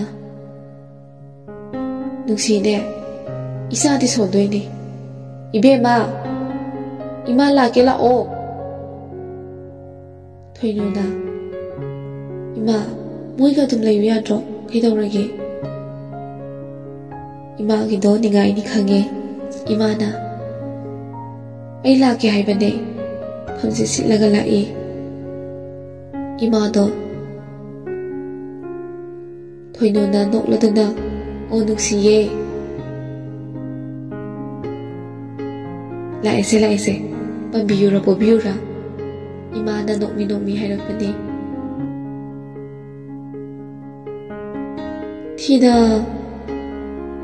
ꯉꯝꯂꯔꯅꯤꯁꯦ ꯑꯩꯅ ꯍꯦꯟꯅꯅꯦ ꯅꯣꯏꯀꯣ ꯊꯣꯏꯅꯨꯅ ꯏꯁ ꯉꯝꯅꯤꯅ ꯏꯃꯥ ꯈꯛ ꯄꯣꯕꯕꯣ ꯏꯃꯥꯅ ꯏꯕꯦꯝꯃ ꯑꯩꯁꯦ ꯀꯩꯗꯧꯔꯕꯅꯣ ꯈꯪꯗꯦ ꯅꯪ ꯎꯗ꯭ꯔꯗꯤꯅꯦ ꯂꯩ ꯉꯝꯗꯦꯅꯦ ꯅꯪꯅ ꯁꯦꯝꯖꯤꯜꯂꯕ꯭ꯔꯥ ꯈꯪꯗꯦꯗ ꯊꯣꯏꯅꯨꯅ ꯍꯣꯏ ꯑꯩꯅꯅꯦ ꯏꯃꯥꯁꯦ ꯑꯗꯨꯝ ꯁꯦꯝꯖꯤꯜ ꯂꯩꯔꯕꯅꯦ ꯁꯦꯝꯖꯤꯜꯂꯦ ꯑꯩꯅ ꯑꯁꯤ ꯍꯥꯏꯔꯨꯕꯗ ꯏꯃꯥꯗꯣ ꯃꯃꯣ ꯅꯣꯛꯆꯩ ꯑꯗꯨꯕꯨ ꯅꯨꯃꯤꯠꯇꯨꯒꯤ ꯇꯝꯊꯤꯕ ꯃꯑꯣꯡꯗꯣ ꯑꯩ ꯑꯃꯨꯛꯇ ꯊꯦꯡꯅꯗ꯭ꯔꯤ ꯑꯩꯅ ꯏꯃꯥꯒꯤ ꯍꯜꯋꯥ ꯍꯧꯒꯦꯅ ꯆꯥꯛꯁꯪꯗ ꯆꯪꯕꯅꯤ ꯇꯥꯃꯣꯆꯥꯅ ꯊꯤꯡꯈꯤ ꯌꯥꯔꯣꯏ ꯍꯧꯕ ꯍꯥꯏꯗꯨꯅ ꯊꯣꯏꯅꯨꯅ ꯏꯃꯥꯗꯤ ꯆꯥꯛꯁꯨ ꯆꯥꯗꯦ ꯁꯤ ꯆꯥꯔꯒ ꯑꯍꯤꯡ ꯆꯨꯞꯄ ꯂꯩꯗꯣꯏꯅꯤ ꯇꯥꯃꯣꯆꯥꯅ ꯅꯪꯅ ꯄꯪꯄꯤꯗ ꯄꯤꯖꯗꯨꯅꯅꯦ ꯏꯃꯥ ꯅꯥꯍꯟꯕꯅꯦ ꯑꯗꯨꯅ ꯄꯤꯖꯕ ꯌꯥꯔꯣꯏ ꯊꯣꯏꯅꯨꯅ ꯀꯩꯝꯇꯁꯨ ꯆꯥꯎ ꯌꯥꯗ꯭ꯔꯦ ꯆꯥꯅꯤꯡꯕꯗꯨ ꯄꯤꯖꯒꯦ ꯇꯥꯃꯣꯆꯥ ꯄꯤꯖꯗꯅ ꯂꯥꯞꯅ ꯑꯗꯨꯝ ꯊꯝꯕꯗꯤ ꯑꯩ ꯌꯦꯡꯕ ꯉꯝꯂꯣꯏꯌꯦ ꯇꯥꯃꯣꯆꯥꯅ ꯊꯛꯁꯤ ꯈꯛꯁꯤ ꯈꯪꯗꯕ ꯅꯊꯛ ꯑꯍꯟꯗ ꯍꯪꯒꯠꯅꯁꯨ ꯈꯨꯝꯕ ꯏꯃꯥꯅ ꯏꯕꯦꯝꯃ ꯑꯁꯣꯝꯗ ꯂꯥꯡꯗ꯭ꯔꯤꯗꯣ ꯀꯩꯒꯤꯅꯣꯅꯦ ꯊꯣꯏꯅꯨꯅ ꯀꯞꯄ ꯈꯥꯡꯖꯤꯟꯗꯨꯅ ꯀꯩꯝ ꯇꯥꯗꯦꯅ ꯏꯃꯥ ꯄꯣꯊꯥꯋꯣ ꯂꯥꯡꯗꯦꯕ ꯑꯁꯣꯝꯗ ꯏꯃꯥꯅ ꯃꯣꯏ ꯃꯌꯥꯝꯗꯨ ꯇꯨꯝꯅꯗ꯭ꯔꯤꯉꯩꯗꯅꯦ ꯅꯪꯁꯨ ꯉꯥꯏꯍꯥꯛ ꯄꯣꯊꯥꯍꯧ ꯂꯥꯎꯅꯦ ꯊꯣꯏꯅꯨꯅ ꯌꯥꯅꯤꯌꯦ ꯑꯩ ꯇꯨꯝꯅꯤꯡꯗꯤꯌꯦ ꯏꯃꯥ ꯄꯣꯊꯥꯔꯨꯔꯣ ꯋꯥꯔꯅꯤ ꯀꯨꯏꯅꯁꯨ ꯇꯨꯝꯗꯦ ꯅꯪꯗꯤ ꯆꯥꯛ ꯌꯥꯎꯗ꯭ꯔꯕ ꯏꯃꯥꯗꯣ ꯄꯨꯡꯈꯥꯏ ꯐꯥꯅ ꯇꯨꯝꯗꯕꯅꯤ ꯃꯤꯀꯞ ꯊꯣꯔꯛꯂꯒꯅ ꯆꯥꯅꯕ ꯍꯪꯉꯛꯄꯗ ꯑꯩꯗꯤ ꯀꯔꯤ ꯈꯨꯝꯒꯅꯤ ꯑꯩꯁꯦ ꯅꯨꯄꯤ ꯑꯣꯏꯅ ꯀꯔꯤꯒꯤ ꯑꯣꯏꯍꯟꯕꯅꯣ ꯅꯨꯄꯥ ꯑꯣꯏꯔꯝꯂꯕꯗꯤ ꯑꯩꯅ ꯏꯃꯥꯒꯤ ꯄꯦꯟꯅꯕꯗ ꯍꯣꯠꯅꯖꯔꯝꯒꯗꯕꯅꯤ ꯃꯤꯠꯀꯤ ꯄꯤꯁꯨ ꯃꯅꯤꯡꯇꯝꯅ ꯆꯦꯟꯊꯔꯛꯂꯤ ꯈꯥꯝꯕꯁꯨ ꯈꯥꯝꯅꯤꯡꯂꯨꯗ꯭ꯔꯦ ꯇꯩꯊꯣꯛꯄꯁꯨ ꯇꯩꯊꯣꯛꯅꯤꯡꯗ꯭ꯔꯦ ꯄꯦꯟꯅ ꯃꯅꯤꯡꯇꯝꯂꯁꯅꯨ ꯄꯤꯔꯥꯡꯁꯤꯁꯨ ꯍꯥꯏꯅ ꯏꯃꯥ ꯃꯤꯀꯞ ꯊꯣꯔꯛꯂꯦ ꯏꯃꯥꯅ ꯏꯕꯦꯝꯃ ꯏꯃꯥꯁꯤ ꯃꯄꯥꯟ ꯂꯝꯗ ꯊꯣꯛꯀꯦꯅꯦ ꯑꯗꯨꯒꯅꯦ ꯍꯜꯋꯥꯗꯣ ꯏꯟꯕꯤꯌꯨꯀꯣ ꯏꯃꯥꯅꯦ ꯄꯨꯛꯁꯦ ꯌꯥꯎꯗ꯭ꯔꯦꯅꯦ ꯊꯣꯏꯅꯨꯅ ꯏꯃꯥ ꯄꯦꯂꯥ ꯄꯨꯁꯤꯜꯂꯛꯀꯦ ꯉꯔꯥꯡꯒꯤ ꯑꯗꯨꯃꯥꯏ ꯇꯧꯗꯅꯕ ꯐꯃꯨꯡ ꯃꯊꯛꯇ ꯄꯨꯈꯠꯂꯛꯀꯦꯀꯣ ꯏꯃꯥꯅ ꯍꯣꯏ ꯉꯔꯥꯡꯒꯤꯗꯣ ꯏꯃꯥ ꯌꯥꯝꯅ ꯋꯥꯏꯀꯣ ꯐꯃꯨꯡ ꯃꯊꯛꯁꯤꯗ ꯑꯣꯏꯅ ꯄꯨꯈꯠꯂꯛꯑꯣ ꯑꯩꯅ ꯇꯞꯅ ꯄꯦꯂꯥꯗꯣ ꯑꯣꯟꯁꯤꯟꯗꯨꯅ ꯃꯄꯥꯟ ꯊꯣꯛꯍꯜꯂꯦ ꯂꯣꯏꯔꯦ ꯊꯣꯏꯅꯨꯅ ꯁꯤ ꯍꯥꯟꯅ ꯍꯩꯗꯣꯛꯂꯨꯈꯤꯒꯦ ꯂꯦꯝꯃꯝꯒꯅꯨꯀꯣ ꯏꯃꯥ ꯇꯨꯅꯤꯀꯣ ꯏꯃꯥꯅ ꯅꯣꯛꯃꯤ ꯍꯣꯏ ꯕꯥ ꯑꯩꯕꯨ ꯑꯉꯥꯎꯕꯗꯧꯅ Mapanda pela haidokpa tholingai koilam lamduna imadi sadaba thiri godrong haiba mokol tai aina thuna sangsilakpada asapot lamada glass taba oiramle ai imado angang maman khibana nuksibana loire mapu yaudabani thiribani pukning nusi thoinuna ima leiramo hairga imadi kaidawraba imana aido yam lapa adane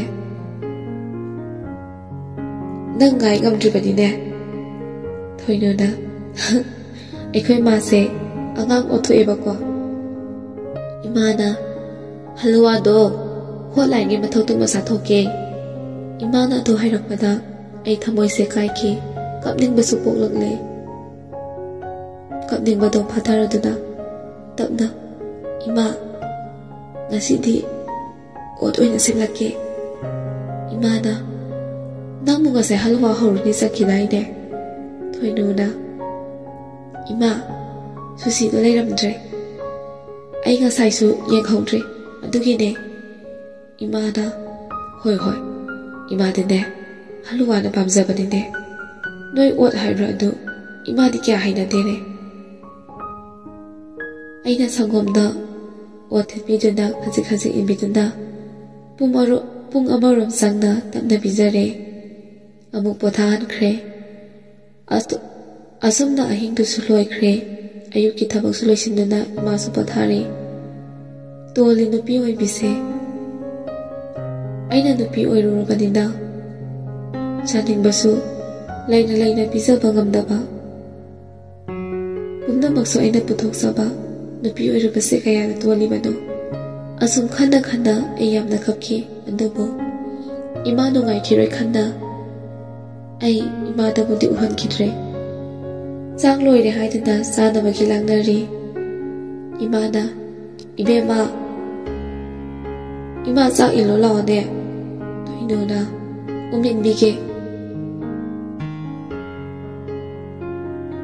ma hoi muka sak ot pado saning bra sak ina thoinona hangbani imana ima saning de madam do anaba madam namine isana ne indi besatine ima khar to ru sabi ai moine inbi radine toina sumit pide yam palli